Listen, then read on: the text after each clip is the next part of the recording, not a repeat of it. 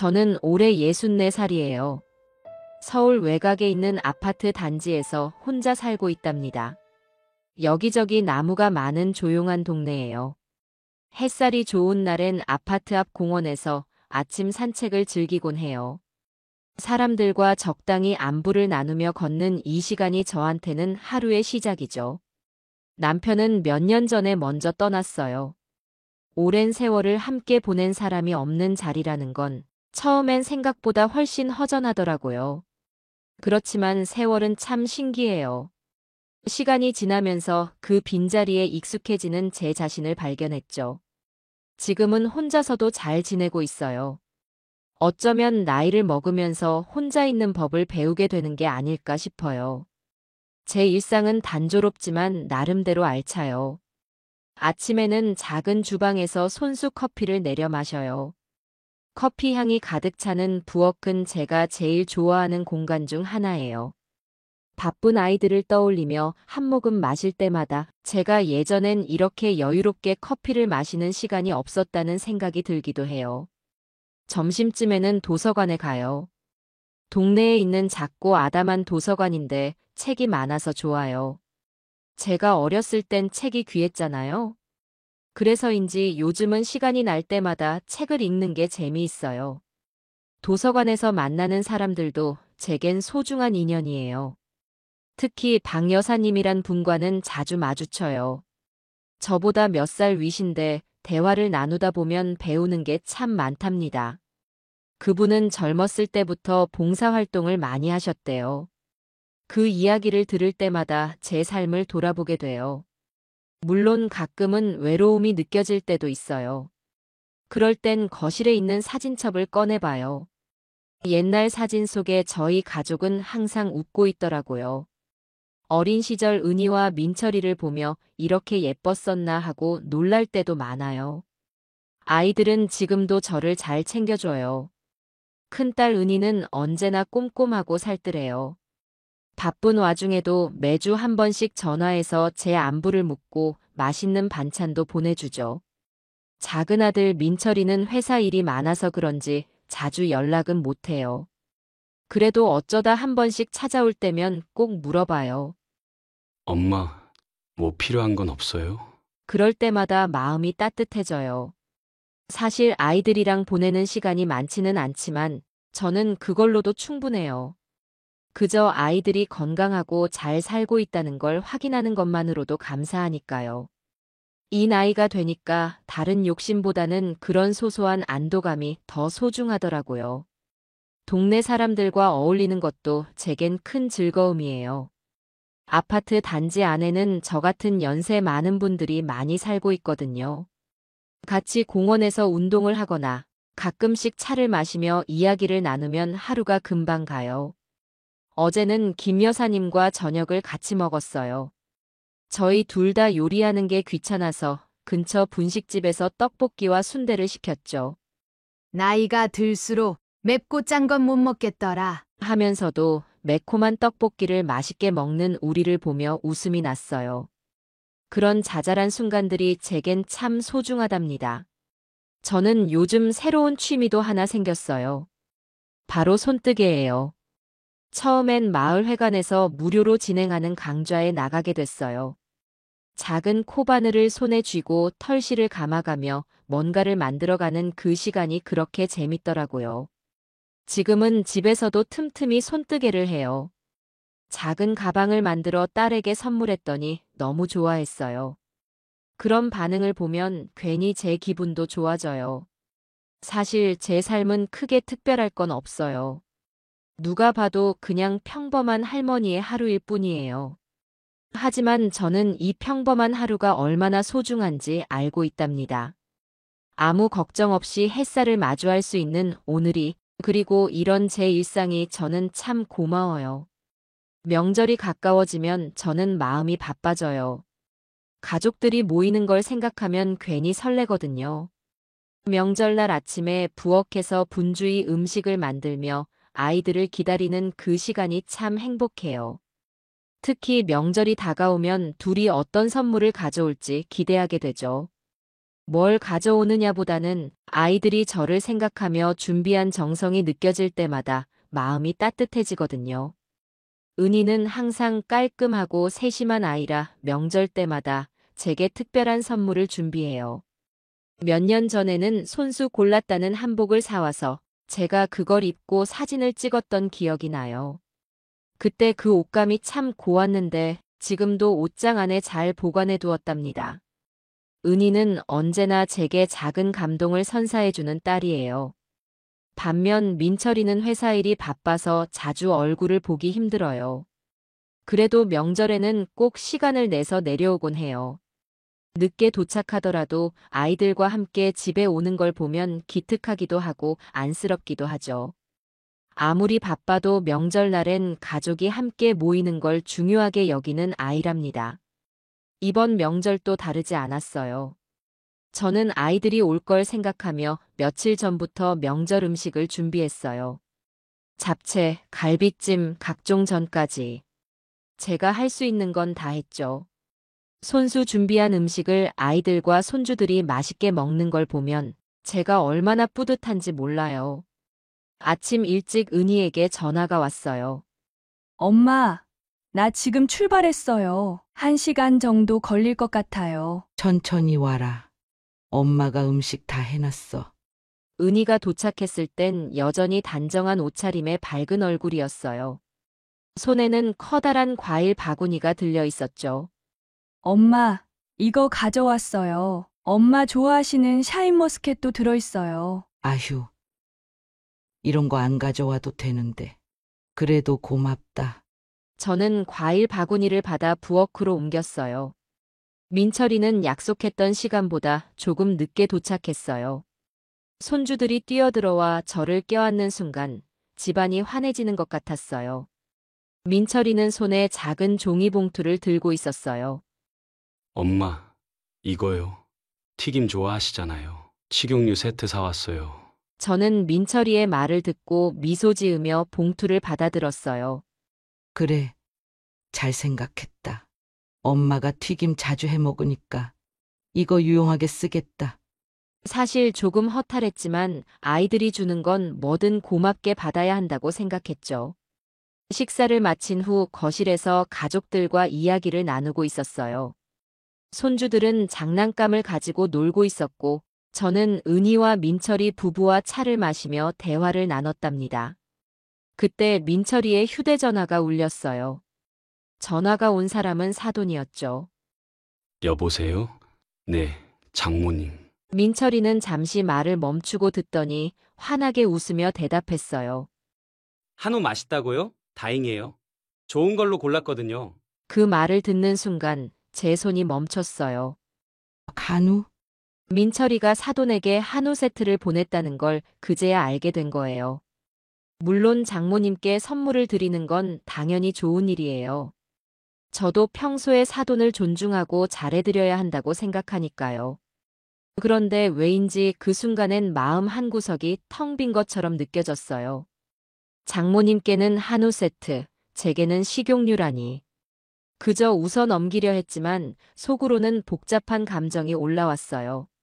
내가 이 아이를 키우면서 얼마나 고생했는데 이렇게 차이가 나도 되는 걸까? 물론 그런 생각이 부끄럽기도 했어요. 하지만 마음이 서운한 건 어쩔 수 없었답니다. 보다 못한 은희가 나섰어요. 뭘 이런 걸 엄마한테 드려. 좀 더 좋은 걸 드리지. 민철이는 장난스럽게 받아쳤어요. 누나는 뭐 가져왔는데?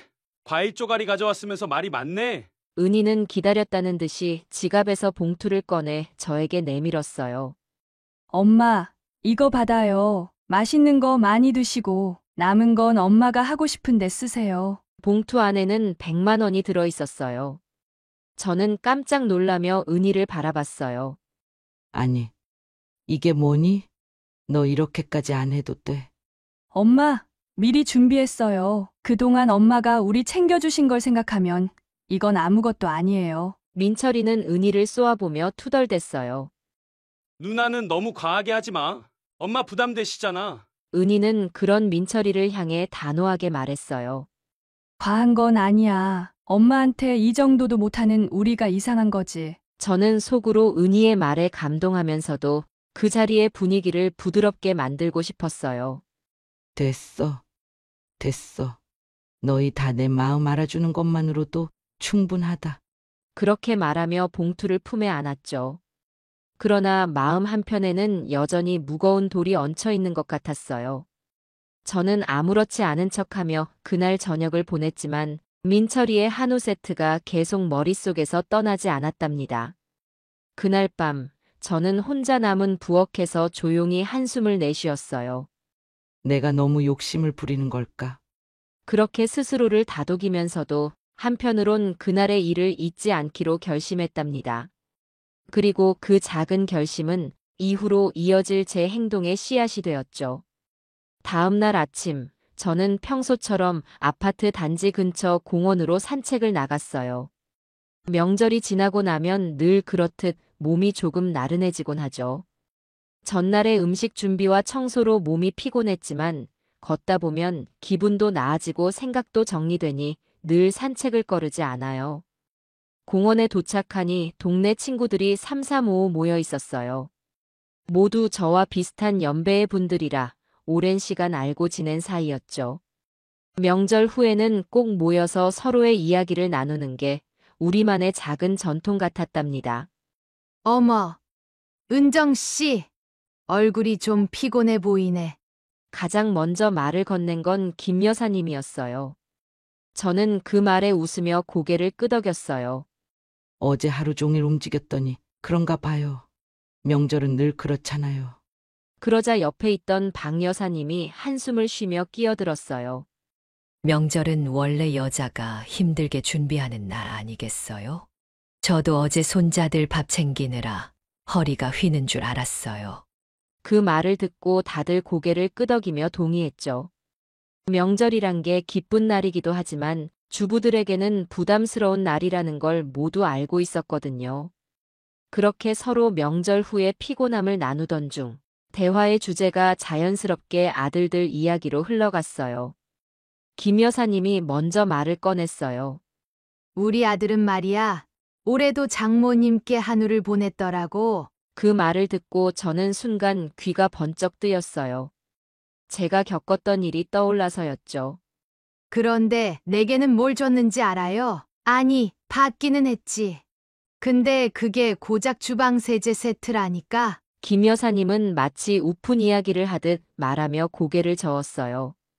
아니, 내가 주방 세제 필요하다고 말이나 했나? 장모님께는 한우 보내면서 말이야. 그 말을 듣고 있던 박 여사님도 바로 끼어들었어요. 아이고, 그런 거야 다 비슷한가 봐. 우리 아들도 이번에 장모님께 좋은 와인 세트를 보냈대. 근데 나한테는 과일 바구니 하나. 그것도 그냥 지나가는 길에 산 거 같더라니까. 그제야 저는 이게 저만 겪는 일이 아니라는 걸 알게 됐어요. 정말 다들 그런가 봐요. 저도 비슷했거든요. 제가 조심스럽게 말을 꺼냈어요. 그러자 김 여사님이 제 말을 받으며 고개를 끄덕였어요. 은정 씨도 그런 일이 있었구나. 아들들은 왜 이렇게 장모님께만 신경을 쓸까? 그 물음에 모두들 생각에 잠겼어요. 정말로 왜 그런 걸까 궁금해졌어요. 저는 아이들을 키우면서 누구보다 헌신적으로 살았다고 자부해요. 그런데 왜 아들들은 엄마보다 장모님을 더 신경 쓰는 걸까요? 나는 말이야, 처음엔 서운했어. 박 여사님이 먼저 입을 열었어요. 아들 키우느라 고생한 게 허무하게 느껴지더라고. 하지만 이제는 그냥 그러려니 하고 넘겨. 남자들은 어쩌면 원래 그런가 보다 싶어서. 그러자 김 여사님이 고개를 가로저으며 말했어요. 아니, 나는 그게 잘못된 거라고 봐. 엄마한테 더 잘해야 하는 거 아니야? 장모님도 중요하지만 엄마가 없었으면 그 장모님한테 가는 것도 불가능했을 텐데. 그 말에 저는 속으로 고개를 끄덕였어요. 사실 명절날 있었던 일이 계속 마음에 남아 있었거든요. 그걸 친구들에게 말하며 공감을 얻으니 묘하게 위안이 되는 기분이었어요. 우리 다 비슷비슷하네요. 그런데 그거 알아요? 저도 한 번쯤은 아들에게 똑같이 해보고 싶다는 생각이 들어요. 제가 이렇게 말하자 모두 웃음을 터뜨렸어요. 아이고, 은정 씨가 그렇게 나오면 진짜 재밌겠다. 김 여사님이 농담처럼 말하며 박장대소했어요. 아들에게 치약 세트라도 하나 딱 주고 딸한테는 비싼 선물 주는 거야. 그 말에 모두들 상상하며 한바탕 웃었답니다. 하지만 저는 마음속으로는 농담이 아니라 진지하게 그럴까 하는 생각이 들었어요. 한 번쯤은 정말 내 방식대로 해봐야겠어.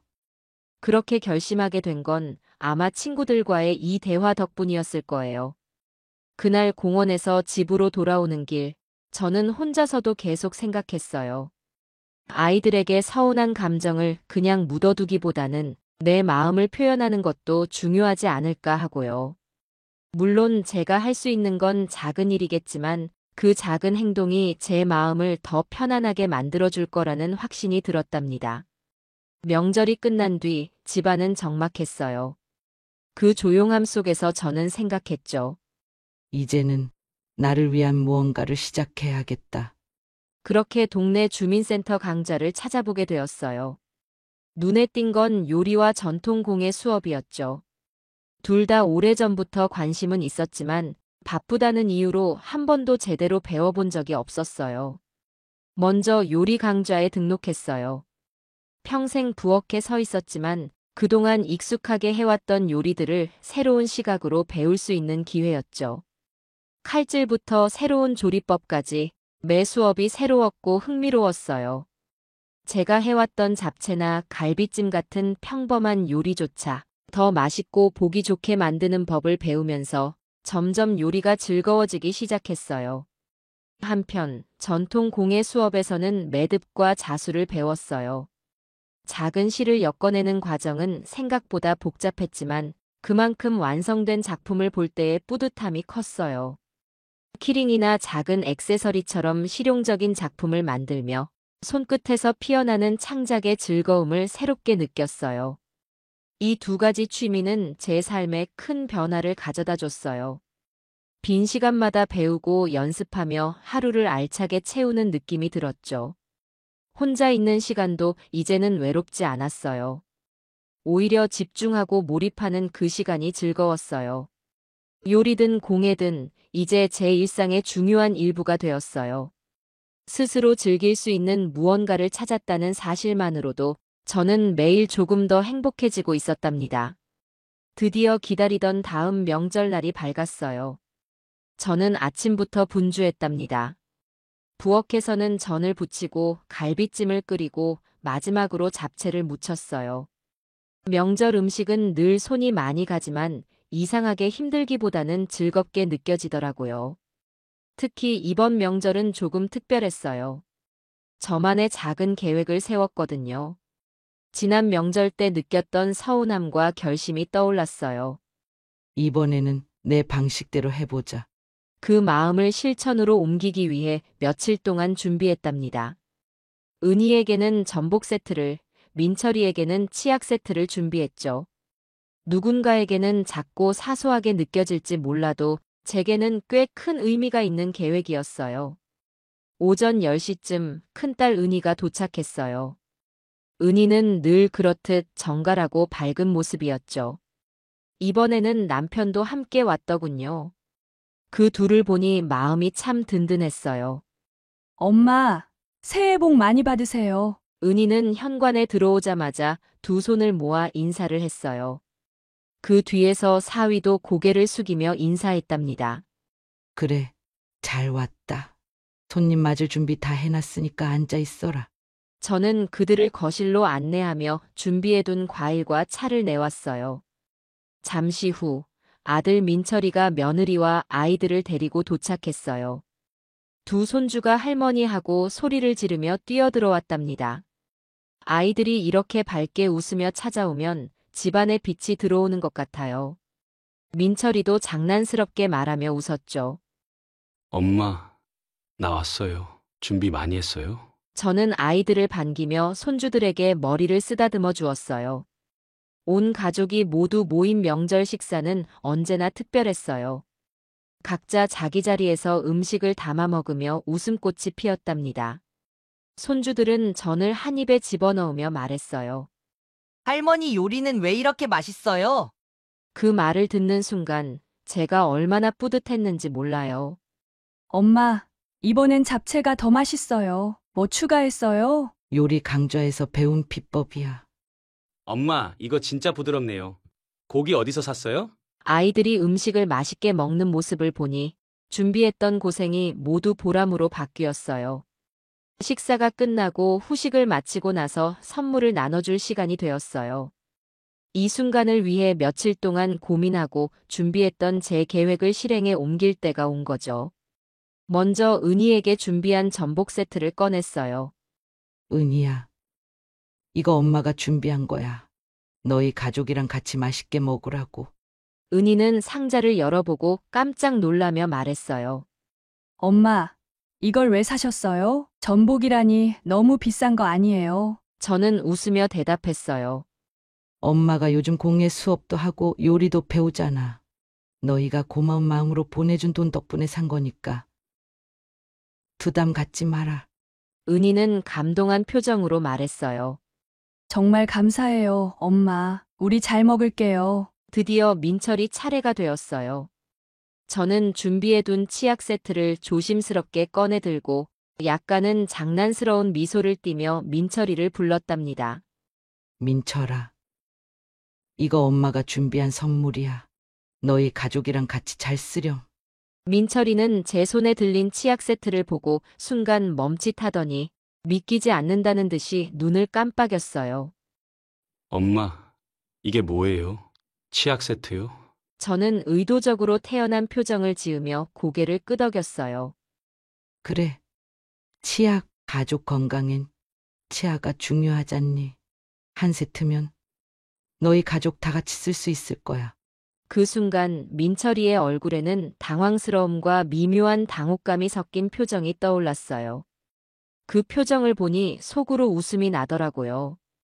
하지만 겉으로는 여전히 태연한 척을 했죠. 민철이는 치약 세트를 손에 들고 한참 동안 말이 없었어요. 주변에 있던 은희가 웃음을 참으려다 결국 푸하하고 터뜨렸답니다. 민철아, 엄마가 얼마나 널 아끼면 치아까지 챙겨주시겠니? 이제 너희 가족은 이걸로 치아 건강 확실히 챙길 수 있겠다. 민철이는 어이가 없다는 듯 은희를 쳐다보더니 결국 작게 웃으며 말했어요. 아니, 누나, 이게 웃긴 거야? 엄마가 정말로 나한테 치약을 선물로 주셨다고? 저는 그제야 입꼬리를 살짝 올리며 말했어요. 왜 치약이면 충분히 쓸모 있는 선물이잖아. 엄마는 너 건강을 생각해서 준 거야. 그 순간 민철이는 무언가 깨달았다는 표정을 지으며 작게 한숨을 내쉬었어요. 그리고는 씁쓸한 웃음을 지으며 말했죠. 알겠어요, 엄마. 고맙습니다. 잘 쓸게요. 치약 세트라니 이거 진짜 새롭네요. 그가 그렇게 말하는 걸 보고 저는 속으로 생각했어요. 그래, 민철아. 이번엔 너가 조금은 느껴봤으면 좋겠다. 엄마가 느꼈던 그 묘한 감정을. 옆에서 이 모든 상황을 지켜보던 은희는 이제는 참지 않고 활짝 웃으며 저를 바라봤어요. 엄마, 이번 명절은 진짜로 다르네요. 근데 진짜 재미있어요. 민철이가 저렇게 당황한 얼굴은 처음 봐요. 저는 은희에게 눈짓을 보내며 말했죠. 은희야, 가끔은 이렇게 해야 돼. 엄마 마음도 알게 해줘야지. 그렇지 않으면 엄마는 늘 뒤로 밀리고 그냥 당연한 존재로만 여겨질 거 아니겠니? 은희는 제 말을 듣고 고개를 끄덕이며 대답했어요. 맞아요, 엄마. 이번엔 정말 엄마 잘하셨어요. 가끔 이렇게 해야 우리도 정신 차리고 엄마 마음을 알 수 있는 것 같아요. 명절날 이후로 민철이의 태도가 조금씩 달라지는 게 느껴졌어요. 아들이 이렇게 변할 수도 있구나 싶어 신기하기도 했고, 그동안 제가 아이들에게 너무 많은 걸 참으며 살아온 건 아닐까 하는 생각도 들었답니다. 명절이 끝난 지 사흘쯤 지났을 때였어요. 저녁에 부엌에서 간단히 식사를 준비하고 있는데 민철이에게 전화가 왔어요. 엄마, 잘 계세요? 민철이의 목소리는 평소보다 조금 더 조심스러웠어요. 그저 안부를 물으려는 전화 같았지만 제게는 뭔가 다른 의도가 느껴졌답니다. 그래, 잘 지낸다. 너는 회사 바쁘지? 저는 별일 아닌 듯 담담하게 대답했어요. 민철이는 잠시 뜸을 들이더니 이렇게 말했죠.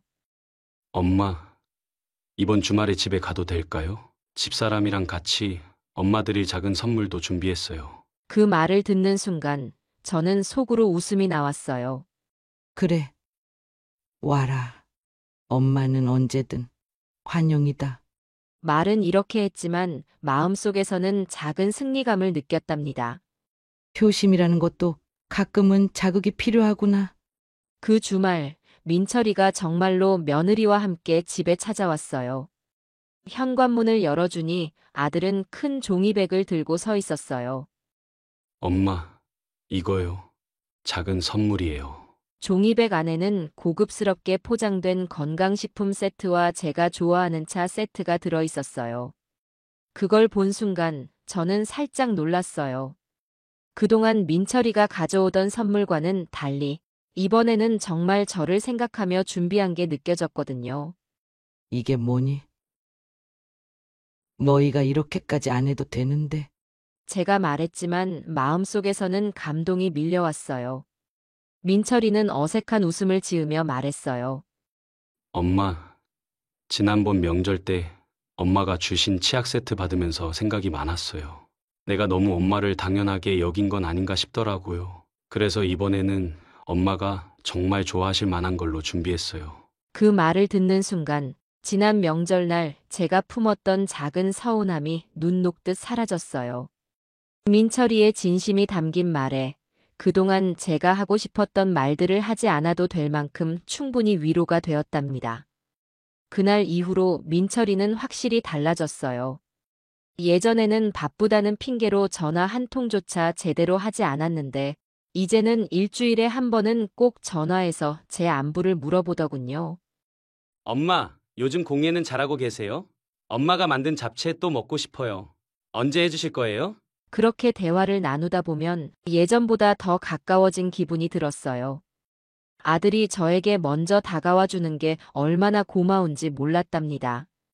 그리고 이전에는 한우 세트를 장모님께 보내면서도 저에게는 대충 준비한 선물을 주던 민철이가 다음 명절에는 똑같이 좋은 선물을 준비해서 오더군요. 엄마, 이건 엄마 드리는 한우 세트예요. 지난번 명절에 엄마한테 제대로 못 챙겨드렸던 게 생각나서 이번에는 미리 준비했어요. 그 말을 들을 때마다 제가 했던 작은 행동 하나가 얼마나 큰 변화를 불러왔는지 실감했어요. 저는 민철이의 변화를 보며 깨달았어요. 아이들은 부모를 사랑하지만 그 사랑을 제대로 표현하는 방법을 몰라서 오해를 사는 경우가 많다는 걸요. 그리고 부모 역시 때로는 아이들에게 서운한 마음을 솔직히 표현하는 것도 중요하다는 걸요. 민철이가 지금처럼 저를 조금씩 더 챙기고 제 이야기에 귀 기울이는 아들이 된 건 제가 그에게 치약 세트를 건네며 마음의 메시지를 전했기 때문이라고 생각해요. 그 행동이 없었다면 아마 민철이는 여전히 제 서운함을 알지 못했을 거예요. 그날 이후로 우리 가족은 조금 더 가까워졌답니다. 은희는 여전히 저를 잘 챙기고 민철이도 이제는 장모님과 저를 동등하게 생각하며 선물을 준비하고 시간이 날 때면 먼저 찾아오곤 했어요. 저는 이번 경험을 통해 배운 게 많아요. 가족 간의 관계란 늘 변하고 성장하는 것이라는 걸요. 그리고 그 변화를 이끄는 건 결국 서로를 향한 진심 어린 대화와 작은 행동이라는 것도요.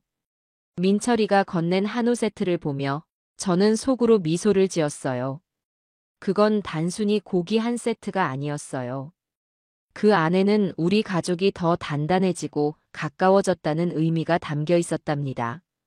엄마, 저 치약 세트 잘 썼어요.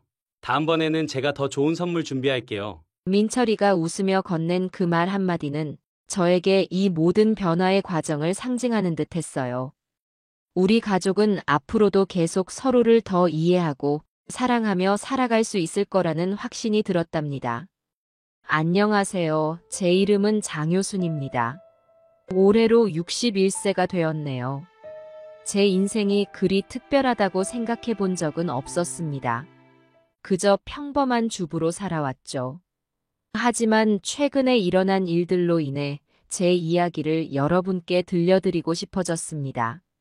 저는 두 아들을 키우며 살아왔습니다. 큰아들 민재와 작은아들 민수. 이 아이들이 제 삶의 전부였죠. 남편과 사별한 지도 벌써 10년이 넘었네요. 그때는 정말 힘들었습니다. 하지만 아이들 때문에 버틸 수 있었어요. 효순아, 너는 강해. 아이들을 위해 씩씩하게 살아갈 수 있어. 매일 아침 거울을 보며 저 자신에게 말했죠. 우리 동네에서는 제가 인품 좋은 사람으로 소문이 났더라고요. 솔직히 말씀드리면 처음엔 좀 부끄러웠습니다. 그저 이웃들과 정을 나누고 어려운 사람을 돕는 게 당연한 일이라고 생각했거든요. 효순 씨, 덕분에 살 것 같아요. 이런 말을 들을 때마다 가슴이 뭉클해졌습니다. 제 하루는 보통 이렇게 시작됩니다. 아침 일찍 일어나 동네 공원을 한 바퀴 돕니다. 그러다 보면 늘 만나는 얼굴들이 있죠. 효순 씨, 오늘도 일찍 나오셨네요. 네, 김할아버지. 오늘 무릎은 좀 어떠세요? 이렇게 안부를 나누는 것만으로도 하루가 활기차게 시작되는 것 같아요. 집에 돌아와 간단히 아침을 먹고 나면 주로 봉사활동을 나갑니다. 요양원에서 어르신들의 말동무가 되어드리기도 하고, 지역 아동센터에서 아이들과 놀아주기도 해요. 할머니, 우리 또 언제 와요? 아이들이 이렇게 물을 때면 제 마음이 따뜻해집니다. 요양원에서 만난 김순자 할머니 이야기를 들려드릴게요. 김 할머니는 알츠하이머병으로 기억을 점점 잃어가고 계셨어요. 하지만 제가 방문할 때마다 밝게 웃으시며 아이고, 우리 효순이가 왔구나. 하고 반겨주셨죠. 어느 날 김 할머니가 저를 자신의 딸로 착각하셨어요. 효순아, 엄마가 미안해. 너를 제대로 돌보지 못해서. 그 순간 제 마음이 무너져 내렸습니다. 김 할머니의 손을 꼭 잡고 말씀드렸죠. 괜찮아요, 어머니. 저는 행복해요. 그날 이후로 저는 더 자주 김 할머니를 찾아뵈었습니다. 저녁이 되면 보통 아들들에게 전화를 합니다. 민재야, 오늘 하루는 어땠어? 엄마, 저 잘 지내고 있어요. 걱정 마세요. 짧은 대화지만 아들의 목소리를 들으면 안심이 돼요. 가끔은 민재가 회사에서 있었던 일을 자세히 이야기해 줄 때도 있어요. 엄마, 오늘 제가 큰 프로젝트를 성공적으로 마쳤어요. 그럴 때면 제 가슴이 뿌듯해집니다. 우리 아들 정말 잘했구나. 엄마가 너무 자랑스러워. 이렇게 말하면 민재도 쑥스러워하면서도 기뻐하죠. 작은 아들 민수와의 대화도 즐겁습니다. 민수는 요리사가 되는 게 꿈이에요. 엄마, 오늘 새로운 레시피를 개발했어요. 다음에 집에 가면 꼭 만들어 드릴게요. 민수의 열정 넘치는 목소리를 들으면 저도 모르게 미소 짓게 돼요. 그래, 엄마가 기대하고 있을게. 우리 민수가 만든 요리라면 뭐든 맛있을 거야. 이렇게 평범하게 살아왔습니다. 그런데 어느 순간부터 제 삶에 변화가 찾아왔어요. 그 변화가 좋은 것일지 나쁜 것일지 그때는 알지 못했습니다.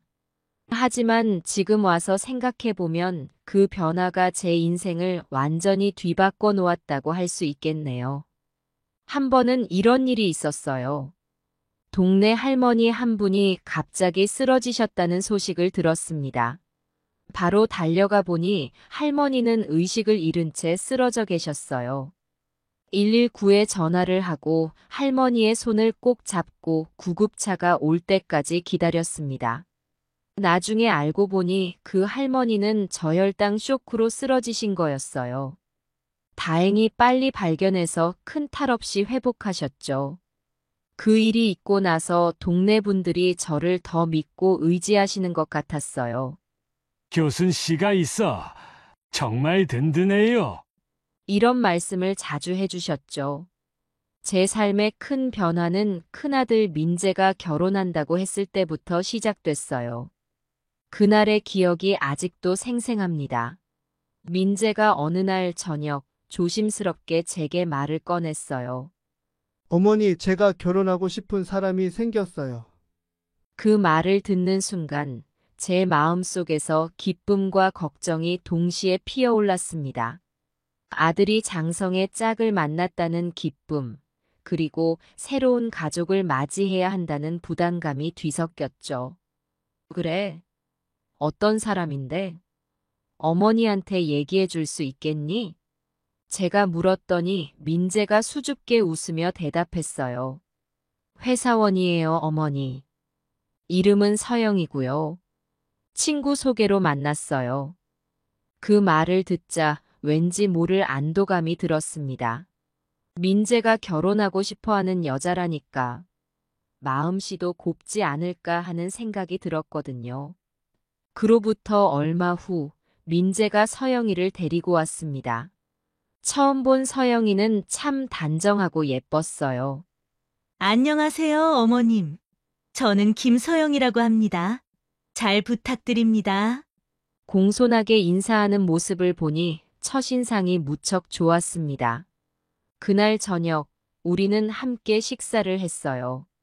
서영이가 가져온 과일 샐러드는 정말 맛있었죠. 어머님, 제가 직접 만들었어요. 맛있게 드셔주셔서 감사합니다. 이런 말을 하는 서영이를 보며 우리 민재가 참 좋은 사람을 만났구나 하고 생각했습니다. 결혼식 날 서영이는 정말 아름다웠어요. 하얀 웨딩드레스를 입은 모습이 마치 천사 같았죠. 민재도 턱시도를 입고 늠름하게 서 있는 모습이 대견했습니다. 두 사람이 사랑하며 살겠다고 맹세하는 순간 저도 모르게 눈물이 흘렀어요. 우리 아들이 이제 정말 어른이 되었구나 하는 생각에 가슴이 벅찼습니다. 신혼 초에는 모든 게 행복해 보였어요. 민재와 서영이는 청약 당첨되었는데 몇 년 뒤 입주라서 서영이 자취방에서 신혼을 시작했어요.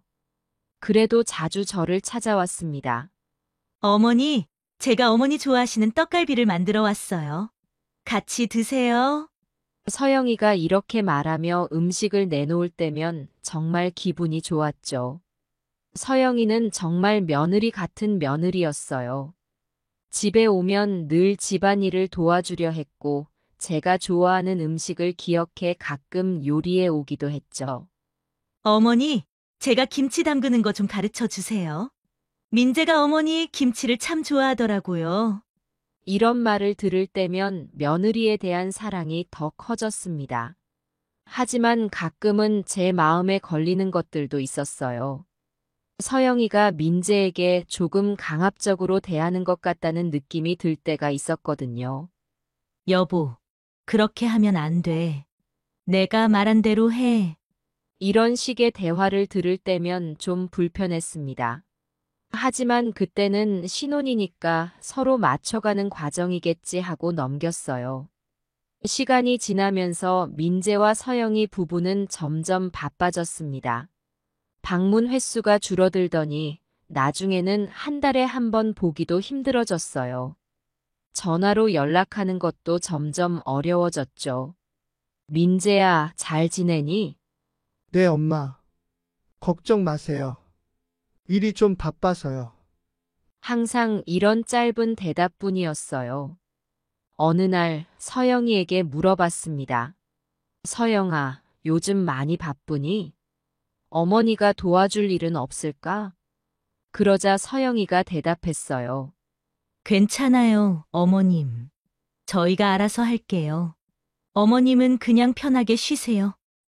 그 말을 듣는 순간 뭔가 마음 한구석이 찔끔했습니다. 내가 너무 간섭하는 걸까 하는 생각이 들더라고요. 그래도 저는 이해하려고 노력했습니다. 젊은 부부가 자리를 잡아가는 과정이니까요. 하지만 제 마음 한구석에는 작은 걱정이 자리 잡기 시작했어요. 우리 가족이 예전처럼 화목할 수 있을까? 이런 생각이 들 때면 저도 모르게 한숨이 나왔습니다. 그렇게 시간이 흘러갔습니다. 처음에는 모든 것이 좋아 보였지만 조금씩 변화가 생기기 시작했어요. 그때는 미처 알지 못했지만 이 작은 변화들이 나중에 큰 사건으로 이어질 줄은 꿈에도 몰랐습니다. 서영이의 월세방 계약이 끝나고 저희 집으로 이사를 왔어요. 큰 불편함 없을 거라 생각해 허락했었죠. 어느 날 민재가 퇴근 후 늦게 들어온 적이 있었어요. 서영이의 목소리가 조금 높아졌어요. 당신 또 회식했어. 냄새 나는 걸 보니 또 술 마신 거지? 민재는 작은 목소리로 대답하는 게 들렸어요. 미안해, 오늘 중요한 거래처와의 회식이 있어서. 서영이의 말이 다시 들려왔죠. 항상 그런 식이네. 약속은 지키지 않고. 그 순간 제 마음이 좀 무거워졌어요. 하지만 저는 참았습니다. 젊은 부부의 일에 끼어들면 안 돼 하고 생각했거든요. 한 번은 민재의 생일이었는데 서영이가 연락도 늦게 들어왔어요. 민재는 조금 쓸쓸해 보였지만 아무 말도 하지 않았죠. 저는 속으로 무슨 일이 있나 하고 걱정이 되었지만 물어보지 않았어요. 그저 서영이가 바쁜가 보구나 하고 넘겼죠. 그러던 어느 날 민재가 늦은 밤에 제 방에 혼자 찾아왔어요. 얼굴이 어두워 보였죠. 엄마, 잠깐 이야기 좀 할 수 있을까요? 민재의 목소리에서 무언가 심각한 일이 있음을 직감했습니다. 그날 밤 민재는 서영이와의 갈등에 대해 털어놓았어요. 일과 가정의 균형을 잡는 것이 힘들다고 했죠. 서영이가 점점 냉담해진다고도 했고요. 저는 가슴이 아팠습니다. 제가 미처 알지 못했던 우리 아들 부부의 어려움을 듣게 되어서요. 하지만 동시에 이제라도 알게 되어 다행이다 라는 생각도 들었어요. 민재야, 결혼 생활이 항상 쉽지만은 않단다. 하지만 서로 이해하고 노력하면 잘 될 거야. 엄마가 응원할게. 다음 날, 저는 서영이를 따로 불렀습니다. 서영아, 시간 있니? 어머니가 잠깐 이야기 좀 하고 싶어서. 서영이의 목소리가 조금 경계하는 듯 했지만 둘이 카페에 갔습니다. 서영아, 어제 민재가 많이 힘들어 하더구나. 너희 둘 사이에 무슨 일이 있는 걸까? 제가 조심스럽게 물었어요. 서영이는 잠시 침묵하다가 말을 꺼냈습니다. 어머니, 사실 저도 많이 힘들어요. 민재가 저를 전혀 이해해주지 않아요. 서영이도 울먹이며 이야기를 시작했어요. 민재가 일만 핑계대며 서영이에게 소홀하다는 것, 서영이의 커리어에 대해 지지해주지 않는다는 것, 그리고 시댁과 친정 사이에서 균형을 잡기 힘들다는 거였죠. 저는 두 사람의 이야기를 들으며 가슴이 아팠습니다. 서로를 사랑해서 결혼했는데 어쩌다 이렇게 된 걸까요? 그때 제가 뭔가 해야겠다고 결심했어요. 서영아, 민재야. 우리 셋이서 한번 이야기를 나눠보는 게 어떨까? 제가 제안했죠. 처음에는 두 사람 다 망설였지만 결국 동의했어요. 주말에 우리 셋은 거실에 같이 앉았습니다. 처음에는 어색한 분위기였지만 차츰 이야기가 시작됐어요. 저는 중재자 역할을 하려고 노력했습니다. 민재야, 서영이의 입장도 한번 생각해 보렴. 서영아, 너도 민재의 상황을 이해하려고 노력해줘. 하지만 제 노력이 오히려 상황을 악화시키고 말았어요. 서영이가 갑자기 화를 내며 말했습니다. 어머니, 왜 자꾸 민재 편만 드세요? 저도 힘들다고요. 민재도 날카롭게 받았죠.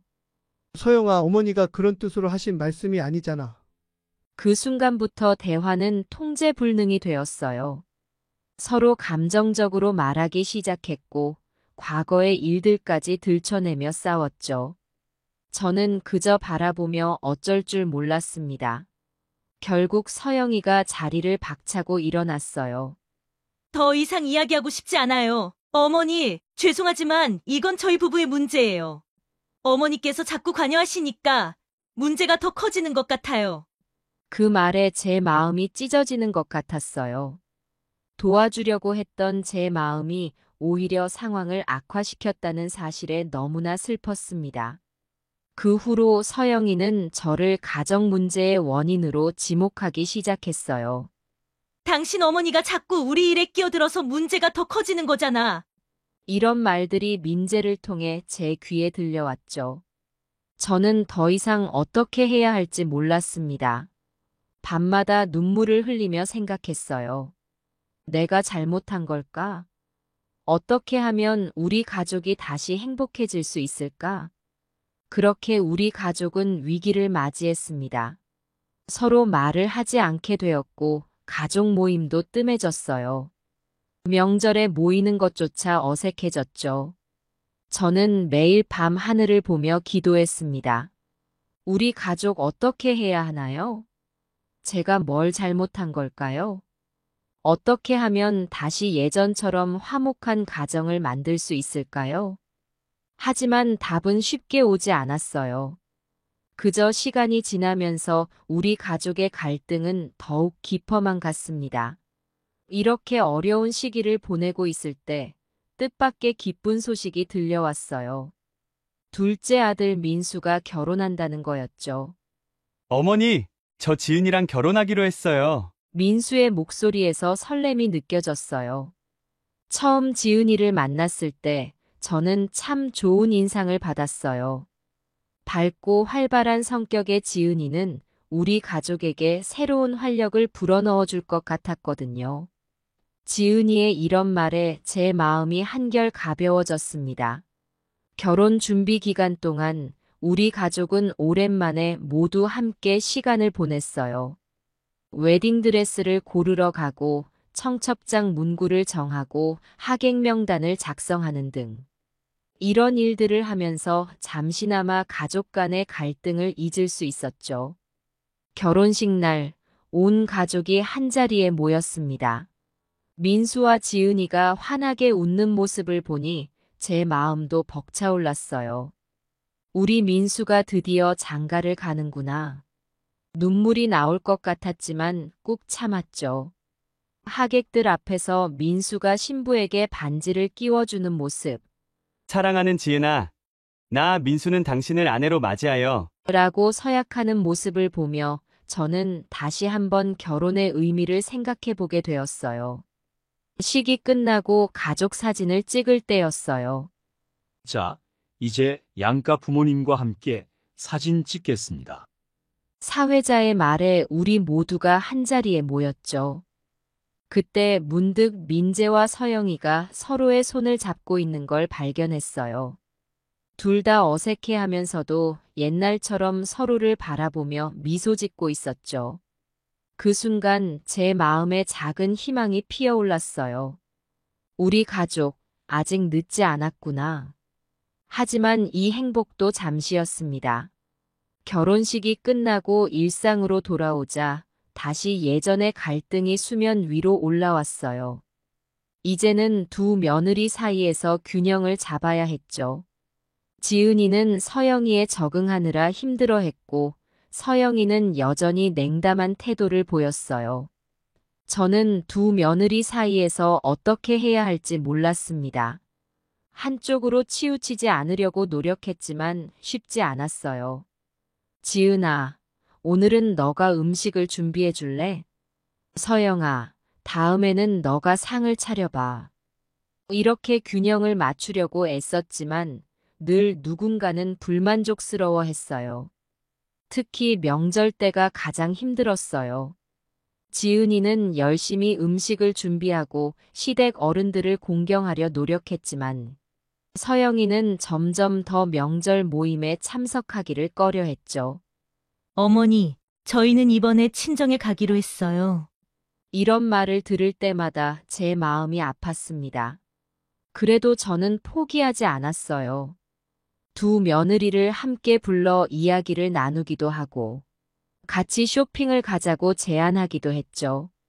서영아, 지은아, 우리 셋이서 시장에 가서 반찬거리도 사고 수다도 떨면 어떨까? 처음에는 어색해하던 두 사람도 조금씩 마음을 열기 시작했어요. 시장에서 장을 보면서 서로의 취향에 대해 이야기를 나누고 요리 팁도 공유하면서 조금씩 가까워지는 것 같았죠. 하지만 여전히 갈등의 불씨는 남아 있었어요. 어느 날 집에서 가족 모임을 하던 중 작은 다툼이 일어났습니다. 서영이가 지은이의 요리를 맛보고 좀 짜네. 라고 한 말에 지은이가 기분 나빠하는 걸 보고 제 마음이 또 무거워졌어요. 서영아, 그렇게 말하면 지은이가 상처받을 수 있어. 제가 조심스럽게 말했더니 서영이가 날카롭게 대꾸했죠. 어머니, 저는 그냥 솔직하게 말한 것뿐이에요. 왜 자꾸 저만 나쁜 사람 만들려고 하세요? 그 순간 지은이가 눈물을 글썽이며 자리를 박차고 일어났어요. 죄송해요. 어머니, 제가 요리 실력이 부족해서. 민수가 지은이를 따라 나가고 민재는 난처한 표정으로 서 있었죠. 그 일 이후로 가족 모임은 더욱 어색해졌어요.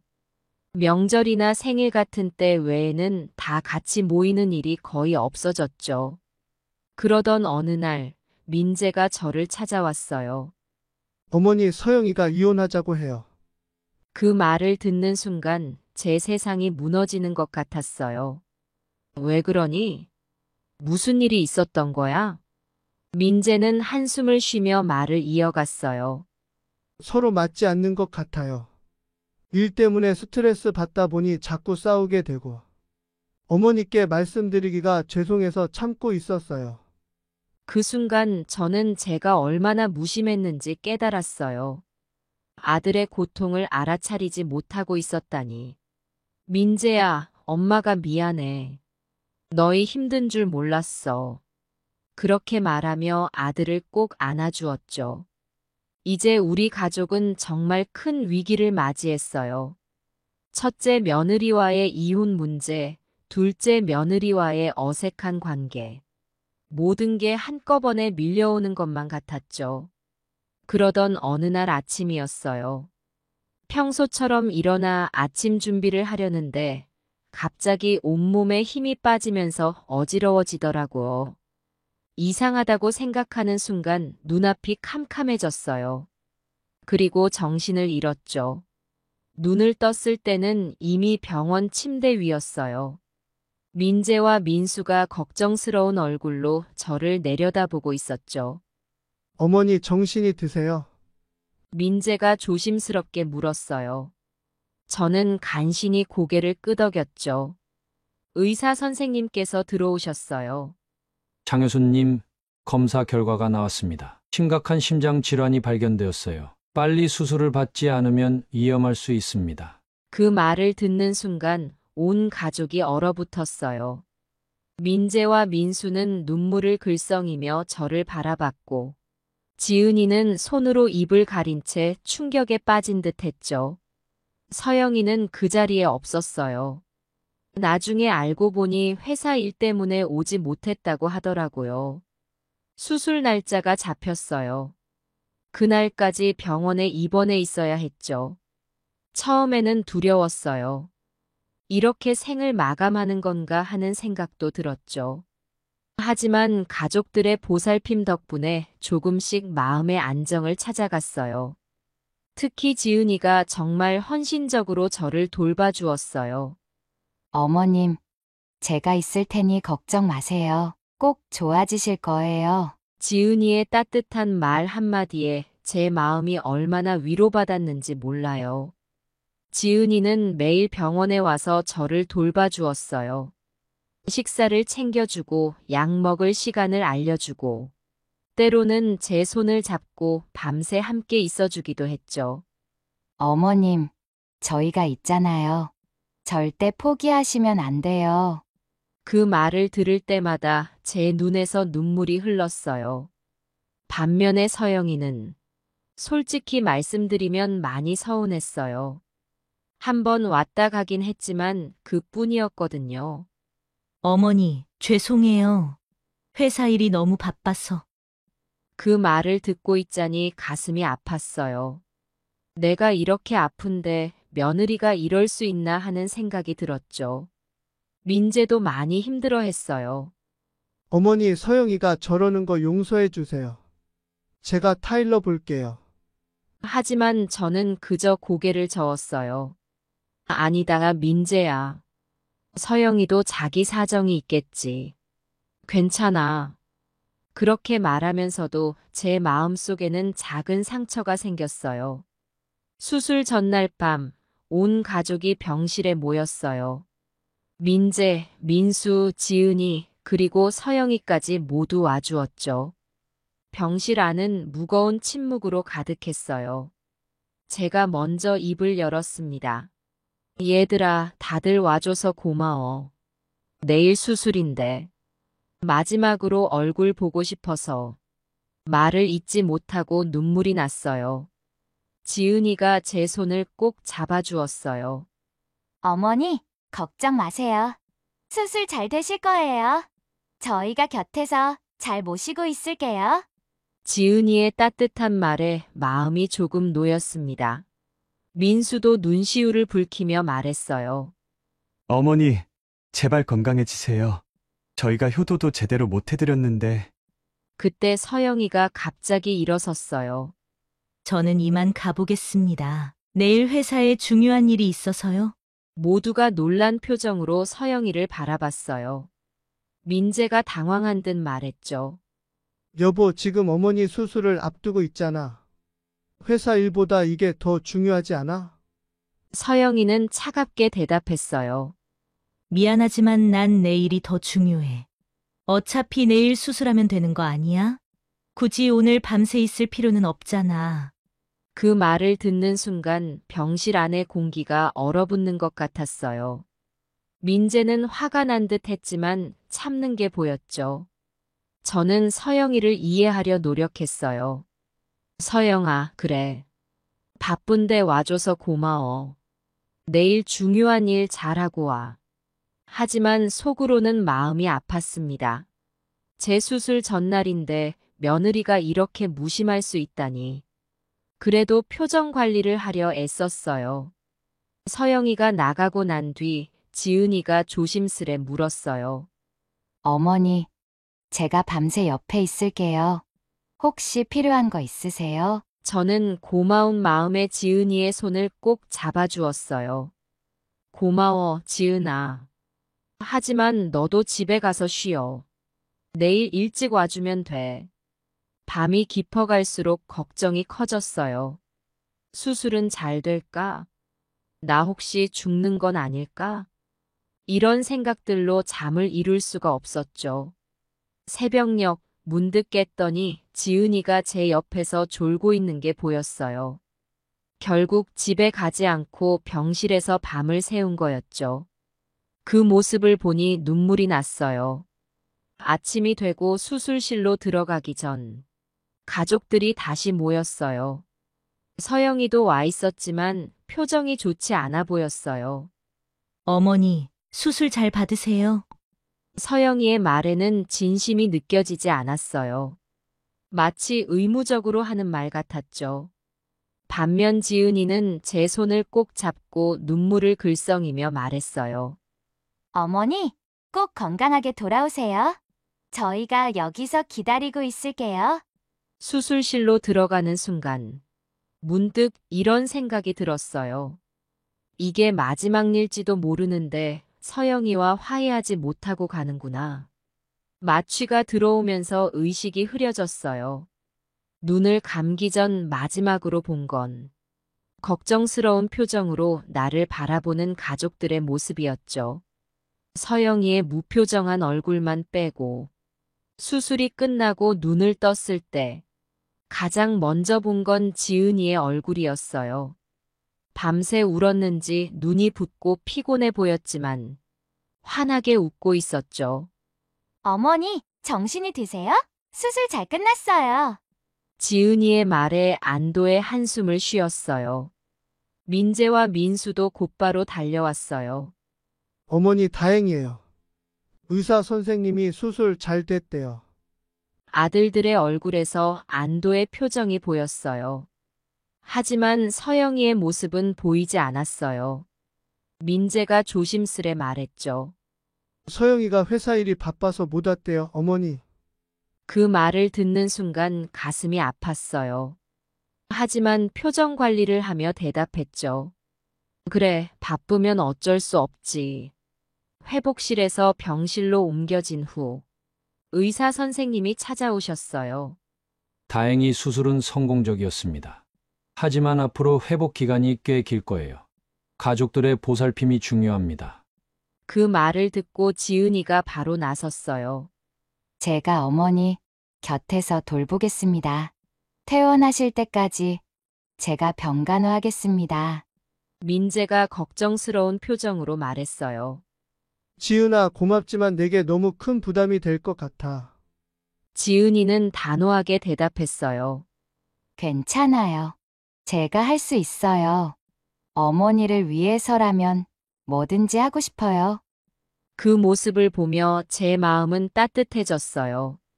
하지만 동시에 서영이의 차가운 태도가 더욱 두드러져 보였죠. 그렇게 며칠이 지났어요.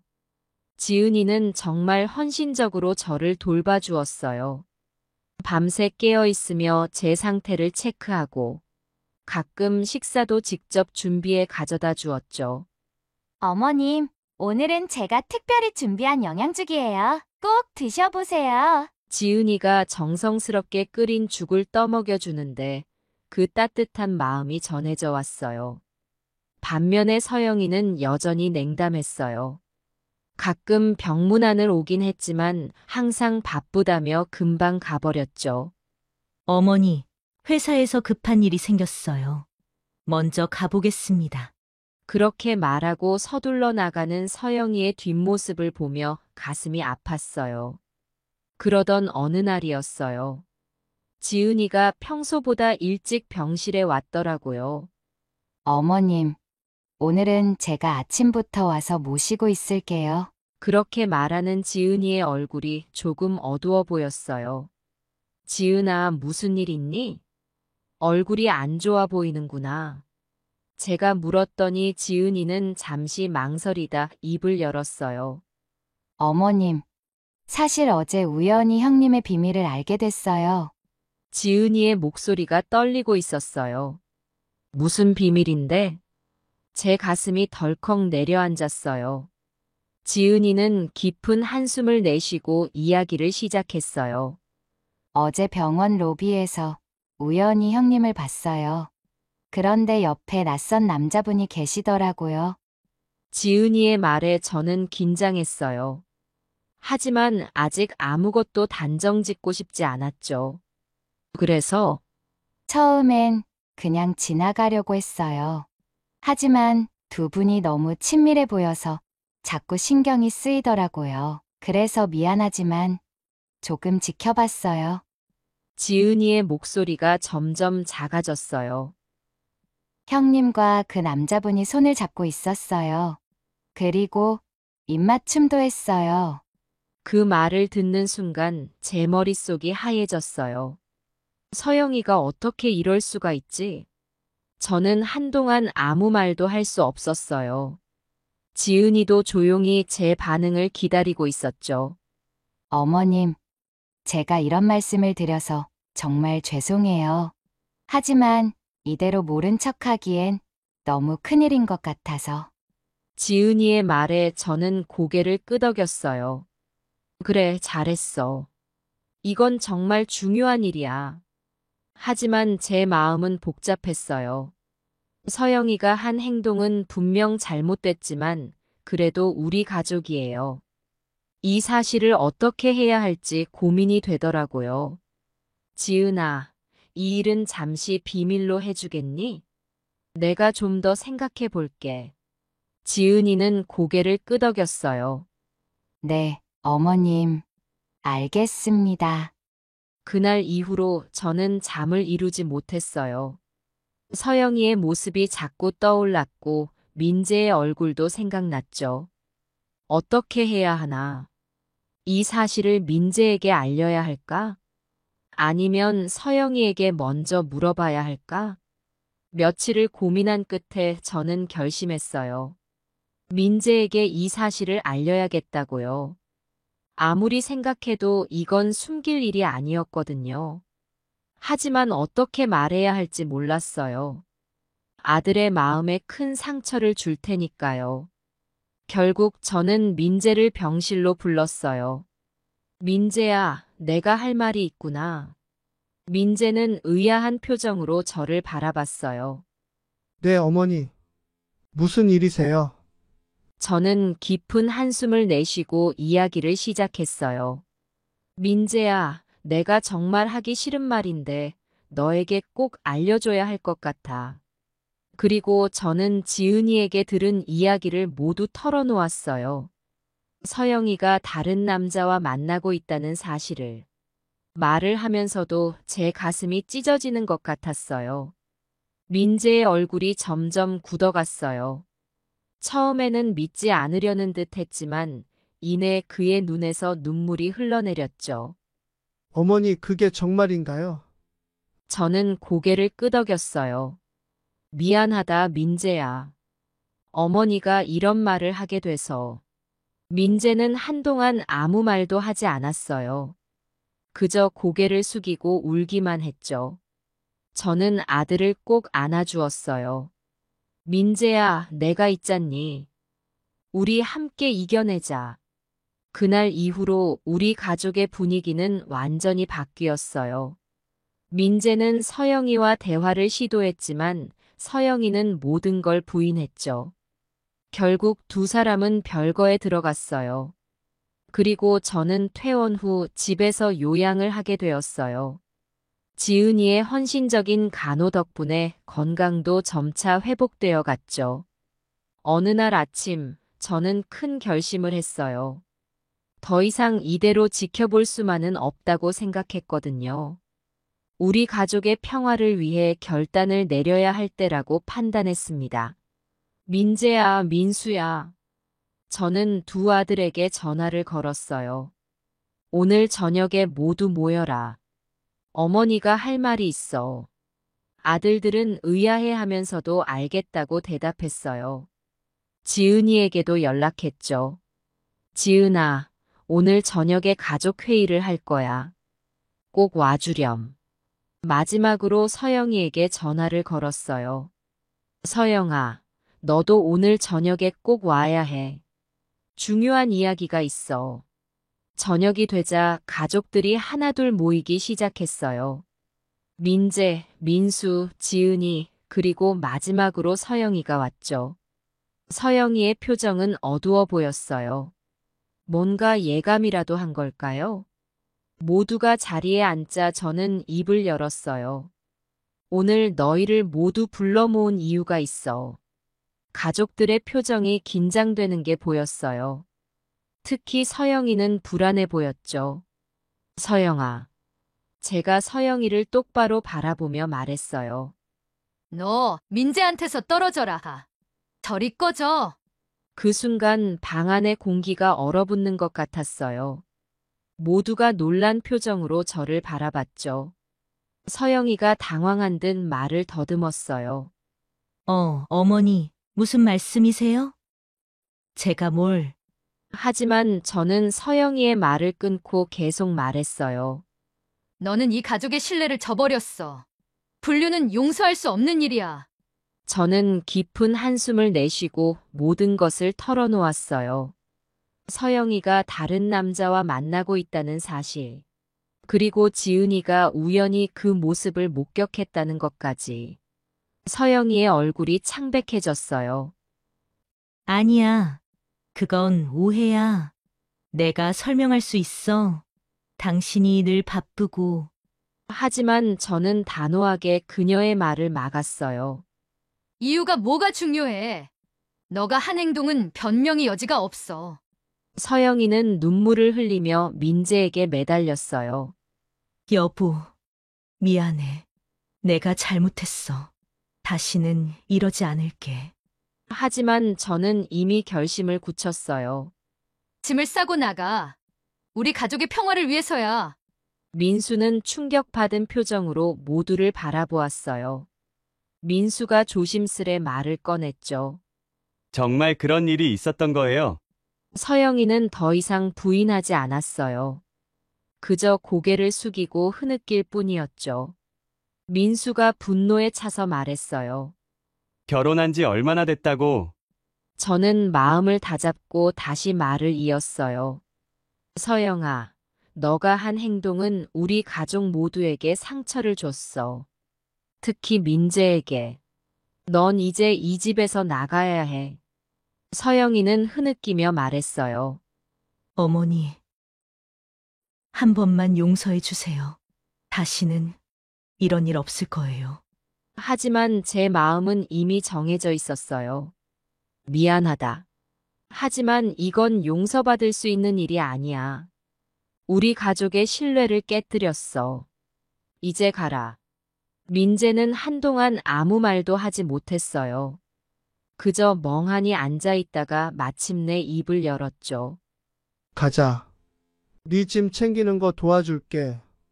서영이는 눈물을 흘리며 일어섰어요. 민재를 따라 방으로 들어가 짐을 챙기는 동안 거실에는 무거운 침묵이 흘렀죠. 잠시 후 서영이가 가방을 들고 나왔어요. 마지막으로 우리를 바라보며 말했죠. 정말 죄송합니다. 모두에게 상처를 줘서. 저는 마지막으로 말했어요. 서영아, 네 인생에서 행복하길 바란다. 하지만 더 이상 이 가족의 일원은 아니야. 안녕히 가렴. 서영이는 고개를 숙이고 집을 나갔어요. 민재는 멍한 표정으로 앉아 있었고 민수와 지은이는 어찌할 바를 모르는 듯 했죠. 민수가 물었어요. 어머니, 어떻게 이 사실을 알게 되신 거예요? 저는 잠시 망설이다 대답했어요. 지은이가 우연히 알게 됐단다. 하지만 지은이를 탓하지 마라. 오히려 고마워해야 해. 지은이는 눈물을 글썽이며 말했어요. 정말 죄송해요. 하지만 이건 알려야 한다고 생각했어요. 민재는 고개를 끄덕였어요. 오히려 고마워. 이렇게라도 알게 돼서. 그날 밤 우리 가족은 오랫동안 이야기를 나눴어요. 서로의 아픔을 나누고 위로하고 앞으로 어떻게 해야 할지 의논했죠. 며칠이 지나고 민재가 이혼 서류를 들고 왔어요. 어머니 서영이와 이혼하기로 했어요. 더 이상 함께 할 수 없을 것 같아요. 저는 아들을 꼭 안아주었어요. 민재야, 힘들겠지만 잘 견뎌내자. 우리가 있잖아. 그렇게 우리 가족은 새로운 국면을 맞이했어요. 서영이가 떠난 자리에 생긴 공허함을 채우기 위해 우리는 더욱 끈끈하게 뭉쳤죠. 지은이는 더욱 헌신적으로 저를 돌봐주었고 민수는 틈틈이 민재를 위로해 주었어요. 저는 이런 아들들과 며느리를 보며 감사한 마음이 들었죠. 얘들아, 고마워. 이렇게 힘든 시기를 함께 견뎌줘서. 민재가 약하게 웃으며 말했어요. 어머니, 저희가 고마워해야죠. 어머니가 아니었다면 우리 가족이 이렇게 단단해질 수 없었을 거예요. 그 말을 듣는 순간 제 눈에 눈물이 고였어요. 힘든 결정이었지만 결국 옳은 선택을 한 것 같아 안도감이 들었죠. 이제 우리 가족은 새로운 시작을 앞두고 있었어요. 서영이가 떠난 후 우리 모두에게 큰 상처가 남았지만 그 아픔을 통해 우리는 더욱 단단해졌어요. 하지만 앞으로의 길이 쉽지만은 않을 거라는 걸 알고 있었죠. 민재는 이혼 후 정말 힘든 시간을 보냈어요. 회사에 출근도 제대로 하지 않고 집에만 틀어박혀 지냈죠. 가끔 제가 문 밖에서 그의 흐느끼는 소리를 들을 때면 가슴이 찢어지는 것 같았어요. 하지만 저는 아들이 스스로 이 고통을 이겨내길 바랐어요. 때로는 이런 시간이 필요하다고 생각했거든요. 민재야, 밥은 먹었니? 매일 아침 문 밖에서 물었지만 대답은 들리지 않았어요. 오늘은 날씨가 참 좋구나. 잠깐 산책이라도 다녀올래? 이런 말도 해봤지만 민재는 여전히 방 밖으로 나오지 않았어요. 그렇게 몇 주가 지났을까요? 어느 날 민수가 제게 찾아왔어요. 어머니, 형이 걱정돼요. 이대로 두면 안 될 것 같아요. 민수의 눈에도 걱정이 가득했어요. 저도 고개를 끄덕였죠. 그래, 나도 걱정이다. 어떻게 하면 좋을까? 우리는 한동안 아무 말 없이 앉아 있었어요. 어떻게 하면 민재를 도울 수 있을지 고민하고 있었죠. 그때 지은이가 조심스레 제안했어요. 어머니, 제가 한번 아주버님과 이야기해 볼게요. 저희 집에 초대해서 가족 모임을 가져보는 건 어떨까요? 그 말에 저는 안도의 한숨을 내쉬었어요. 그래, 지은아. 너 말이 맞아. 함께 있는 게 중요할 것 같구나. 생각이 참 좋구나. 지은이의 제안으로 우리는 계획을 세웠어요. 다음 주 토요일 민수네 집에서 가족 모임을 갖기로 했죠. 지은이는 정성스럽게 음식을 준비하겠다고 했고 민수는 민재를 설득해 데려오겠다고 했어요. 드디어 토요일이 되었어요. 아침부터 지은이는 부엌에서 분주히 움직였죠. 된장찌개, 불고기, 잡채. 민재가 좋아하는 음식들을 하나하나 정성스럽게 만들었어요. 저도 옆에서 조금씩 거들었죠. 어머니, 이렇게 하면 될까요? 지은이가 물었어요. 그래, 잘하고 있어. 정성이 민재에게 전해질 거야. 저는 지은이의 어깨를 토닥여 주었어요. 오후가 되자 민수가 민재를 데리고 왔어요. 민재는 수척해 보였지만 그래도 오랜만에 집 밖으로 나온 모습이었죠. 어서 와, 민재야. 제가 반갑게 맞이했어요. 민재는 어색하게 웃으며 고개를 숙였어요. 우리는 식탁에 둘러앉았어요. 지은이가 정성스럽게 준비한 음식들이 식탁 위에 가득했죠. 민재는 처음엔 어색해했지만 맛있는 음식을 먹으며 점점 표정이 밝아졌어요. 지은아, 요리 실력이 늘었구나. 정말 맛있다. 민재가 오랜만에 칭찬을 했어요. 고마워요. 정말 열심히 만들었어요. 지은이가 환하게 웃었죠. 식사를 하면서 우리는 평범한 일상에 대해 이야기를 나눴어요. 날씨, 뉴스, 재미있는 에피소드들. 오랜만에 웃음소리가 집안에 가득했죠. 민재도 조금씩 대화에 참여하기 시작했어요. 어머니, 요즘 건강은 어떠세요? 민재가 물었어요.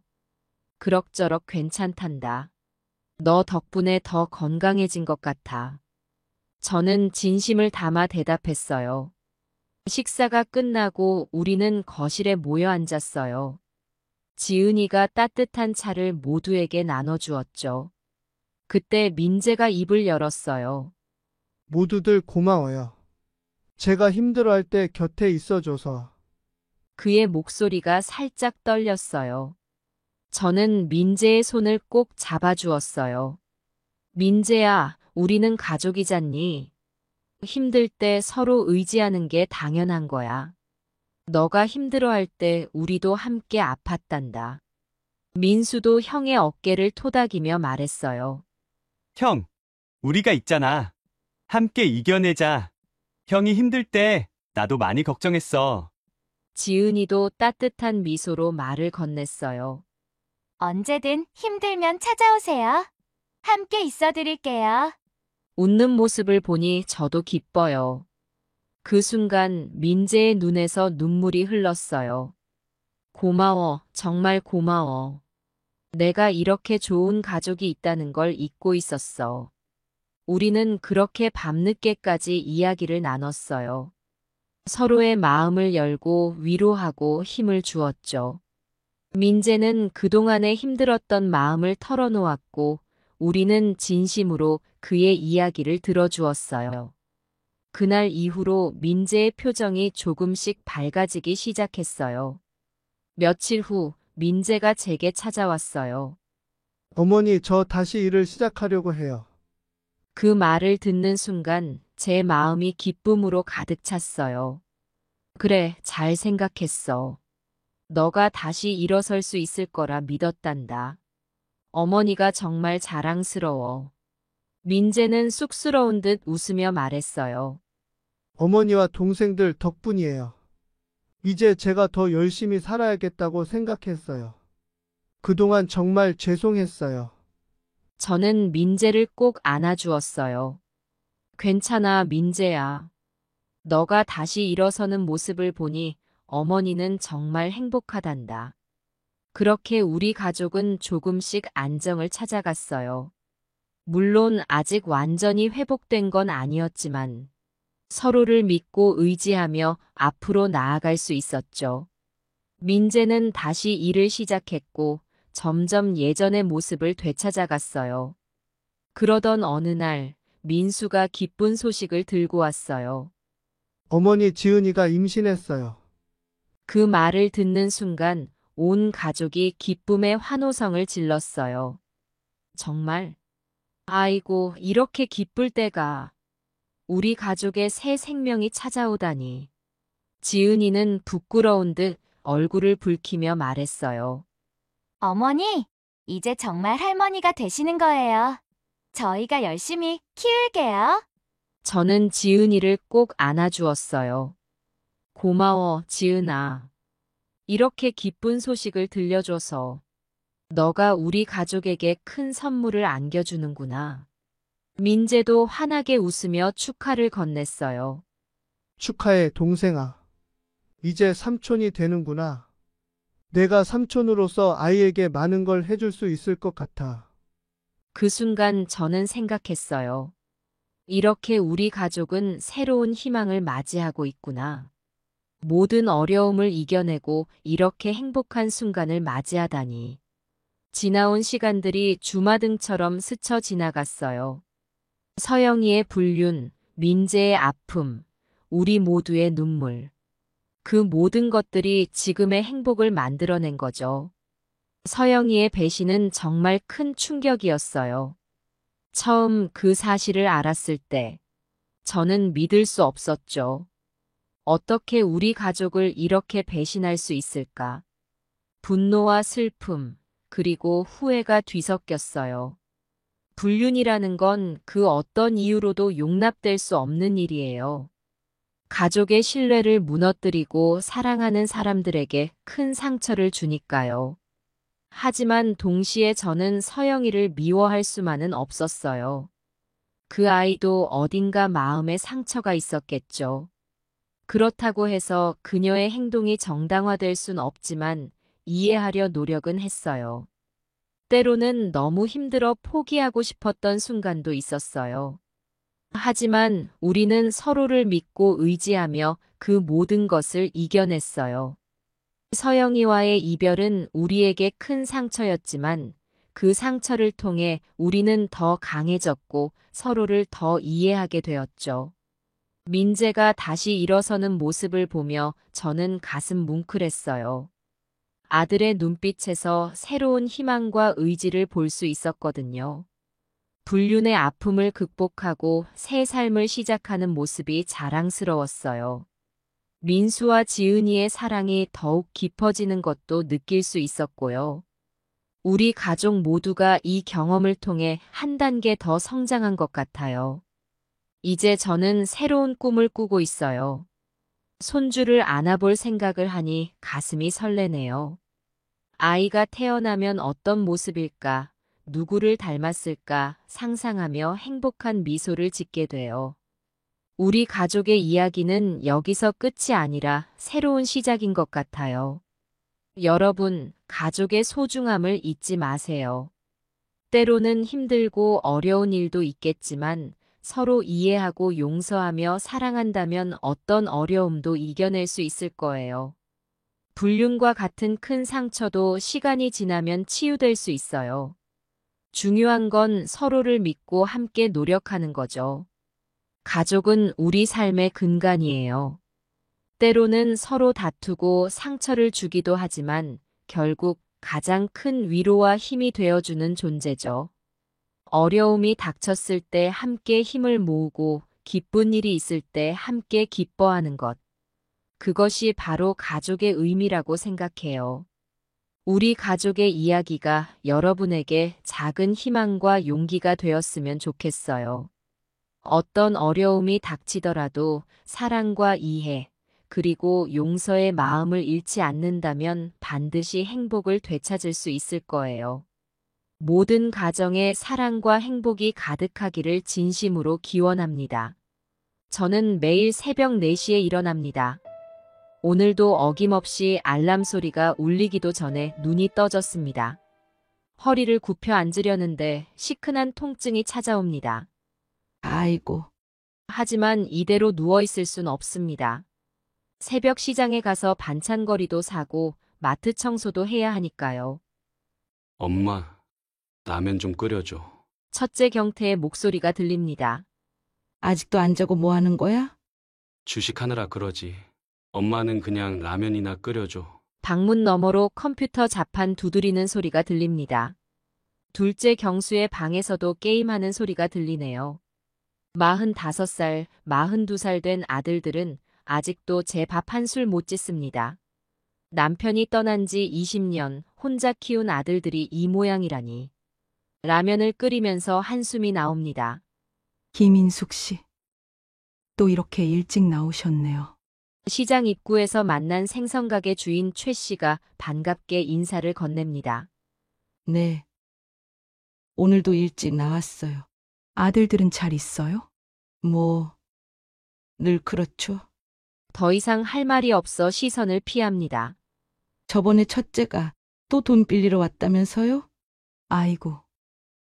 그런 소리 마세요. 최 씨는 제 어깨를 토닥이며 조기 2마리를 더 넣어줍니다. 서비스예요. 힘내세요. 시장 골목을 돌며 반찬거리를 사는데 허리가 다시 아파옵니다. 하지만 이대로 주저앉을 순 없습니다. 6시까지 마트에 가서 청소를 시작해야 하니까요. 어머, 인숙 씨. 어제도 아들들 술 마시고 난리도 아니더라. 이웃집 박씨 아주머니가 아침 산책을 나왔다가 절 발견합니다. 죄송해요. 조용히 하라고 할게요. 내가 걱정돼서 하는 말이에요. 이러다 인숙 씨만 큰일 나요. 고개를 숙이고 마트로 향합니다. 눈물이 날 것 같아서 걸음을 서둘러요. 오늘도 일찍 오셨네요. 마트 매니저가 문을 열어주며 말합니다. 네, 청소 시작할게요. 빗자루를 들고 바닥을 쓸면서 생각합니다. 우리 경태, 경수가 어쩌다 이렇게 됐을까? 어릴 땐 그렇게 똑똑하고 착했는데. 엄마, 카드 좀 보내줘. 급한 일 있어. 아침 8시, 경태에게서 문자가 옵니다. 또 주식에 손실 본 모양이에요. 엄마, 나 점심에 치킨 시켜줘. 돈 이체해줘. 경수의 문자도 뒤따릅니다. 하루 일당이 10만 원인데 두 아들의 용돈으로는 턱없이 부족합니다. 겨우 빚을 갚아나가는데 이러다간 정말 큰일 날 것 같아요. 인숙 씨, 이제 그만 일어나세요. 허리 아프신데. 동료 아주머니가 걱정스레 말씀하십니다. 하지만 더 열심히 일해야 해요. 아들들 입에 들어갈 밥값을 벌어야 하니까요. 전에 우리 애들도 그랬는데 가출했다가 며칠 만에 들어왔어요. 그러고는 정신 차리더라고요. 동료 아주머니의 말씀이 귓가에 맴돕니다. 하지만 저는 아직 그럴 용기가 없네요. 오늘도 허리 통증을 참으며 걸레를 짜냅니다. 창밖으로 떠오르는 해를 보며 한숨만 나옵니다. 어느 날 전화벨 소리에 깜짝 놀랐습니다. 죄송하지만 경태 씨 어머님 되시죠? 저희가 빌려준 돈이. 또 빚쟁이들이었습니다. 죄송합니다. 이번 주말까지만 기다려주세요. 전화를 끊자마자 경태가 방에서 뛰쳐나옵니다. 엄마, 이번엔 진짜야. 테슬라 주식이 오를 거야. 1,000만 원만 빌려줘. 무슨 1,000만 원이야. 정신 차려. 엄마가 도와주지 않으면 난 끝이야.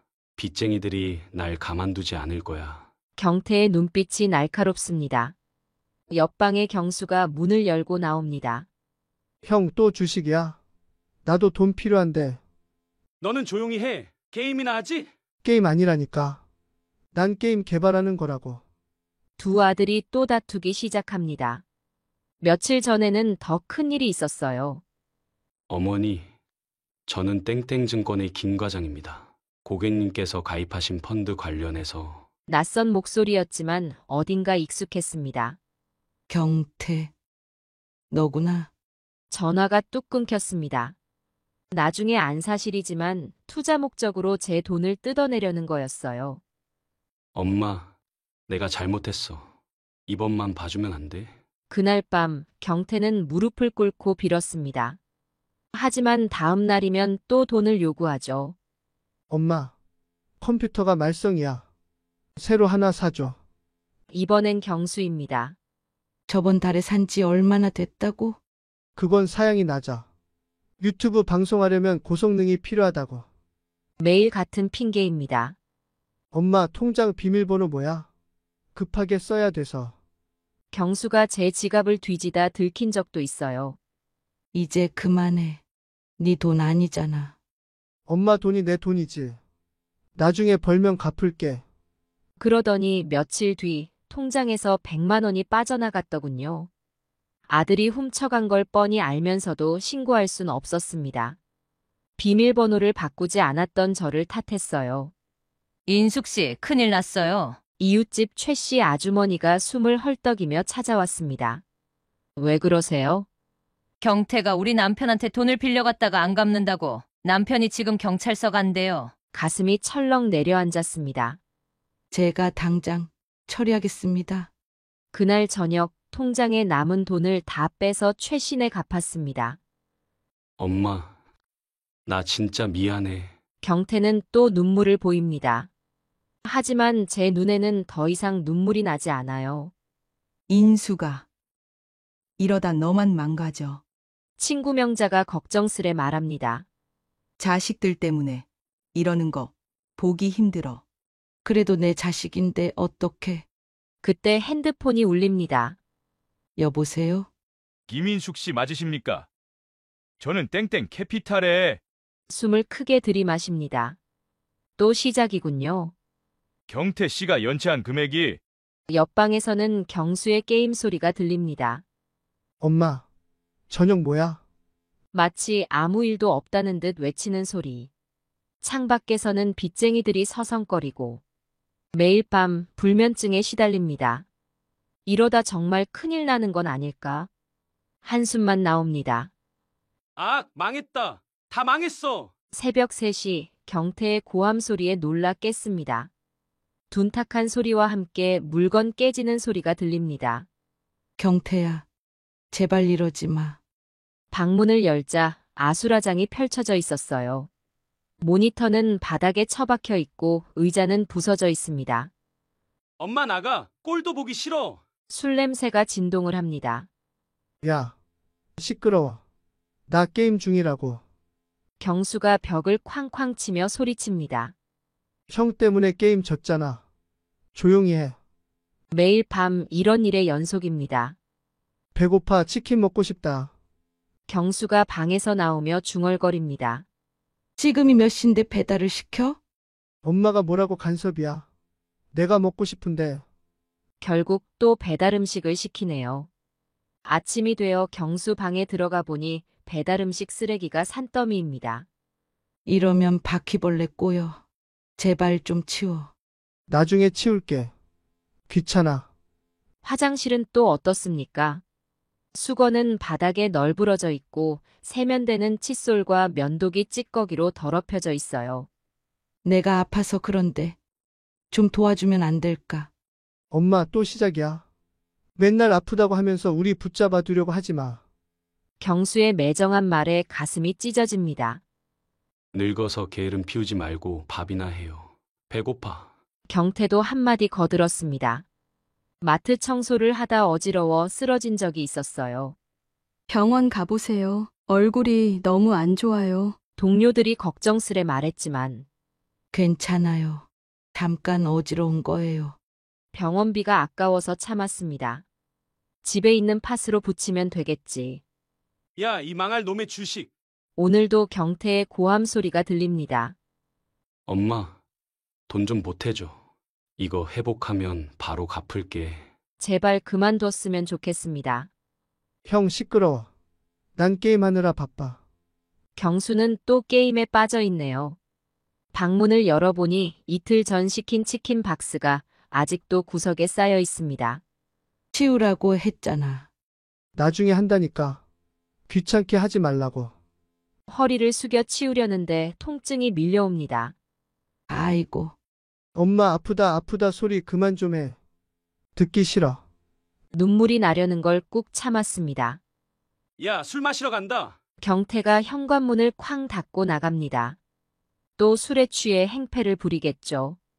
엄마 나 라면 끓여줘. 경수는 여전히 게임 중입니다. 주방으로 가는 길에 거실을 보니 술병, 컵라면 용기, 배달음식 그릇들이 여기저기 널려 있습니다. 매일 치워도 똑같아요. 내일은 좀 나아질까? 헛된 희망을 품어봅니다. 하지만 내일도 모레도 이 지옥 같은 일상은 계속되겠죠. 아이고, 이제 나는 어떡하면 좋단 말이냐. 한숨 섞인 탄식이 절로 나옵니다. 김인숙 씨, 김인숙 씨. 아침 일찍 누군가 현관문을 두드립니다. 503호 박씨 아주머니였어요. 돈 빌려간 거 갚으라고 하세요. 우리 영감님, 화나서 큰일이에요. 또 경태 얘기입니다. 죄송해요. 제가 오늘 마트 월급 받으면 꼭 갚을게요. 아니, 그게 벌써 3달째예요. 고개를 들 수가 없습니다. 저기 오는 사람 봐요. 605호 최 씨도 돈 받으러 오나 봐요. 이제는 얼굴 보기가 창피해서 엘리베이터도 못 탑니다. 야, 다 나와. 새벽 3시 경수의 고함 소리가 또 들립니다. 게임 좀 조용히 하라고 했잖아. 시끄러워. 엄마는 나가. 아래층에서 천장을 쿵쿵 칩니다. 아줌마 아들 때문에 잠을 못 자요. 괜히 제가 민망해집니다. 다음 날 아침 경비실에서 연락이 왔어요. 303호 아주머니가 민원을 넣으셨습니다. 밤새 소음이 너무 심하대요. 죄송합니다. 다시는 이런 일 없도록 하겠습니다. 하지만 경수는 달라지지 않았어요. PC방 가야 되는데 돈 좀 줘. 제 지갑을 뒤지는 경수를 발견했습니다. 그만해. 엄마가 버는 돈이 내 돈이지. 내가 이 집 아들이잖아. 결국 지갑에서 돈을 꺼내 나가버립니다. 인숙 씨, 아드님들 어젯밤에 노래방에서 난리도 아니었대요. 마트 동료가 걱정스레 말합니다. 돈은 어디서 났대요? 어머님 통장 긁은 거 아니에요? 맞습니다. 제 체크카드로 술값을 결제했더군요. 엄마, 이거 내 돈이잖아. 뭐가 문제야? 경태는 당당합니다. 엄마 돈이 내 돈이고 내 돈이 엄마 돈이지. 이제는 말도 안 통합니다. 인숙 씨, 관리사무소에서 찾아왔었어요. 이웃집 아주머니가 소곤거립니다. 왜요? 아드님들 때문에 주민들이 탄원서를 냈대요. 가슴이 철렁 내려앉습니다. 죄송한데 이번 달 관리비가 또 미납이에요. 관리사무소 직원의 말에 얼굴이 화끈거립니다. 경수가 관리비 통장 돈을 빼간 걸 이제야 알았네요. 이러다가 난리 날 거야. 엘리베이터에서 들리는 주민들의 수군거림. 저 집 아들들 때문에 아파트 값도 떨어진대. 고개를 푹 숙인 채 빠르게 지나갑니다. 엄마, 택배 왔대. 경수가 소리칩니다. 택배 상자를 열어보니 비싼 게임기. 이걸 어떻게 샀나 했더니 역시 제 통장에서. 이제 이 집 안 살아요. 또 다른 이웃이 이사를 갑니다. 우리 때문이라는 걸 모르는 사람이 없어요. 인수가, 너 정말 이러다 큰일 날 것 같아. 친구 명자의 말이 가슴에 꽂힙니다. 맞아요. 이제는 뭔가 달라져야 할 것 같아요. 하지만 어떻게 해야 할지 모르겠습니다. 아줌마, 마트 계산대 앞에서 누군가가 조심스레 부릅니다. 경태의 전 여자친구 미영이었어요. 어머, 미영아. 오랜만이구나. 아줌마, 잠깐 시간 되세요? 드릴 말씀이 있어서. 퇴근 시간 마트 뒤편 커피숍에서 미영이를 만났습니다. 아줌마, 제가 이런 말씀 드리기가 조심스러운데. 미영이의 표정이 어둡습니다. 경태 오빠가 지금 집을 담보로 대출을 알아보고 있더라고요. 순간 귀가 멍해졌습니다. 우리 은행에 서류를 들고 왔었어요. 제가 알아보니까 위조 서류더라고요. 그게 무슨... 어머니 도장도 위조한 것 같았어요. 제가 말리려고 했는데 손이 떨려옵니다. 아줌마, 그것만이 아니에요. 미영이가 눈물을 글썽입니다. 경수 씨는 지금 온라인으로 노름을 하고 있어요. 제가 아는 동생이 같은 사이트에서 봤대요. 뭐라고? 게임 개발한다고 한 거 다 거짓말이에요. 세상이 무너지는 것 같았습니다. 아줌마, 이러다 큰일 나요. 제발 정신 차리게 해주세요. 그날 밤 아들들이 자고 있는 틈을 타 방을 뒤져보기로 했습니다. 떨리는 손으로 경태의 서랍을 열었습니다. 이게 뭐야? 대출 서류들이 쌓여 있었어요. 제 도장이 찍힌 서류도 보입니다. 하지만 저는 분명 찍은 적이 없어요. 아이고, 세상에. 서랍 깊숙한 곳에서 대부업체 독촉장들이 나왔습니다. 금액을 보고 눈앞이 캄캄해졌어요. 이제 경수의 방으로 갔습니다. 컴퓨터 밑에서 접힌 영수증들이 나왔어요. 인터넷 사이트 충전 내역. 어머니, 뒤에서 들리는 목소리에 소스라치게 놀랐습니다. 경수였어요. 이러시면 안 되는데. 경수의 눈빛이 달라져 있었습니다. 돈 좀 잃었다고 이렇게 사생활을 침해하시면 어떡해요? 이게 사생활이야? 노름이 사생활이야? 목소리가 떨려왔습니다. 엄마가 뭘 안다고? 이제 곧 대박 날 거라고. 경태도 방에서 나왔습니다. 내가 이제 어떡하면 좋니? 주저앉아 울고 말았습니다. 엄마, 우리가 알아서 할게. 제발 참견하지 마. 두 아들은 차갑게 말하고는 방으로 들어가 버렸어요.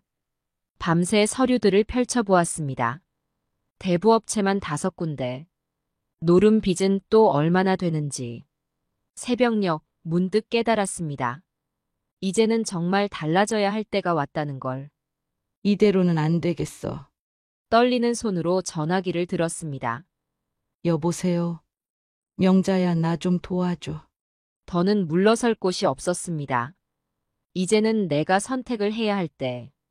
창밖으로 비치는 새벽 햇살이 유난히 차갑게 느껴졌습니다. 명자야. 거기 시골에 빈집 아직 있니? 있지. 근데 갑자기 왜? 나 이제 결심했어. 부동산에 집을 내놓은 지 일주일 만에 좋은 매수자가 나타났어요. 시세보다 좋은 가격에 사겠다고 했습니다. 이삿짐 센터죠. 오늘 오후 1시에 와주실 수 있나요? 그 시간이면 아들들이 친구들 만나러 나갈 시간이에요. 네. 가구랑 가전제품 전부 다 옮길 거예요. 냉장고, TV, 세탁기, 침대, 소파. 20년 넘게 모아온 모든 살림살이를 정리하기로 했습니다. 엄마, 나 친구들 만나고 올게. 경태가 현관문을 열고 나갑니다. 응, 다녀와. 마지막 인사가 될 거란 걸 경태는 모르겠죠. 엄마, 나도 나갔다 올게. 저녁에는 치킨 시켜줘. 경수도 나갔습니다. 현관문이 닫히자마자 이삿짐 센터에 전화를 걸었어요. 네, 지금 와주세요. 곧이어 이삿짐 센터 트럭이 도착했습니다. 전부 다 포장해주세요. 가전제품이랑 가구 전부 다인가요? 네. 하나도 남기지 말고요. 아들들 옷까지는 봉지에 담아 현관 앞에 놓아두었습니다. 그들의 물건이니 그들이 알아서 하라는 거죠. 집 안이 하나둘 비어갔습니다. 마지막으로 현관 앞에 쪽지를 붙였어요. 집은 다음 주에 새 주인이 들어온다. 그때까지만 머물러라. 이제는 각자의 길을 가야 할 때야. 더 이상 나를 찾지 마. 엄마가. 텅 빈 집 안을 둘러보았어요. 이제 아무것도 남지 않았네요. 고객님, 이제 다 옮겼습니다. 마지막으로 확인해 볼까요? 방마다 꼼꼼히 살폈습니다. 아들들이 쓰던 방도 텅 비어 있네요. 더 이상 게임할 컴퓨터도 주식 볼 모니터도 없어요. 비어 있는 공간이 참 시원해 보입니다. 혹시 이사 가시나요? 경비 아저씨가 놀란 눈으로 물었습니다. 네. 이제 새 삶을 살아보려고요. 택시를 타고 터미널로 향했습니다. 전화가 울리기 시작했어요. 받지 않았습니다. 문자가 쏟아져 들어왔어요. 엄마, 이게 무슨 짓이에요? 집이 텅 비었어요. 우리 짐은 다 어디로 갔어요? 이러시면 안 돼요. 돌아오세요. 읽지 않고 차단했습니다. 버스가 고속도로에 올랐어요. 이제 저는 제 인생의 주인공이 되려고 합니다. 등 뒤로 지는 해가 붉게 타오르고 있었어요. 가벼워진 마음으로 생각했습니다. 이제는 정말 새로운 시작이구나. 내일은 새로운 해가 뜰 거예요. 제 인생의 새로운 아침이. 인수가 이제 좀 얼굴빛이 피네. 영자가 내 얼굴을 보며 웃었습니다. 그래? 시골 공기가 좋아서 그런가 봐. 마을 정자에 모여 앉아 차를 마시는 중이었어요. 아침에 텃밭에서 딴 상추야. 아, 맛봐. 고춧가루를 솔솔 뿌려 상추쌈을 건네며 웃음이 납니다. 네가 농사를 다 지어. 농사라고 하기도 뭐하지. 조그만 텃밭이잖아. 하지만 그 작은 텃밭에서 키운 채소들이 참 맛있어요. 어제는 노인회관에 반찬 좀 갖다 드렸어. 아이고, 네가 거기까지 신경을 쓰네. 에이, 나 혼자 먹기엔 너무 많이 나와서 그래. 텃밭에서 나는 채소로 반찬을 만들어 혼자 사시는 어르신들께 나눠드리는 게 요즘 제 일과가 되었어요. 김 할머니가 그러시더라. 인숙이 반찬이 제일 맛있다고. 아이고, 과찬이시네. 맞아. 우리 동네 인수기표 반찬이 얼마나 유명한데. 친구들과 수다를 떨다 보면 시간 가는 줄 모르겠어요. 우리 내일 산나물 캐러 갈래? 좋지. 나물 캐면서 운동도 하고. 이제는 아침마다 새소리에 일어납니다. 해가 뜨기 전에 일어나 텃밭에 물을 주고 노인정에 가서 청소를 하고 점심때쯤 반찬을 만들어 어르신들께 나눠드리고 오후에는 꽃밭을 가꾸거나 친구들과 산책을 하고 바쁘지만 행복한 하루하루를 보내요. 어제는 또 꿈에 애들이 나오더라. 영자가 조심스레 물어봅니다. 보고 싶지 않니? 그래도 이제는 덜해. 가끔 아들들 생각이 나긴 합니다. 하지만 이제는 그 생각을 잘 털어낼 수 있어요. 할머니, 이거 제가 따온 감자예요. 옆집 손주가 감자를 들고 왔네요. 어머, 고마워라. 저녁에 할머니랑 같이 구워 먹자. 아이들과 노는 것도 즐거워졌어요. 인수가 마을문화센터에서 그림 그리기 배운다는데 같이 갈래? 그림이라. 만 소질이 없을 것 같은데. 에이, 취미로 하는 건데 뭘. 이제는 새로운 것도 배워보고 싶어졌습니다. 할머니, 내일도 반찬 주세요. 노인정에서 만난 할아버지가 부탁하시네요. 네. 내일은 열무김치 담글 거예요. 아이고, 벌써부터 군침이 도네. 이런 말씀을 들을 때마다 가슴이 따뜻해져요. 인수가, 너 요새 참 행복해 보인다. 명자가 내 손을 잡으며 말합니다. 그래, 나도 이제야 살 것 같아. 저녁이면 마당에 앉아 하늘을 봅니다. 별이 참 예쁘게 빛나요.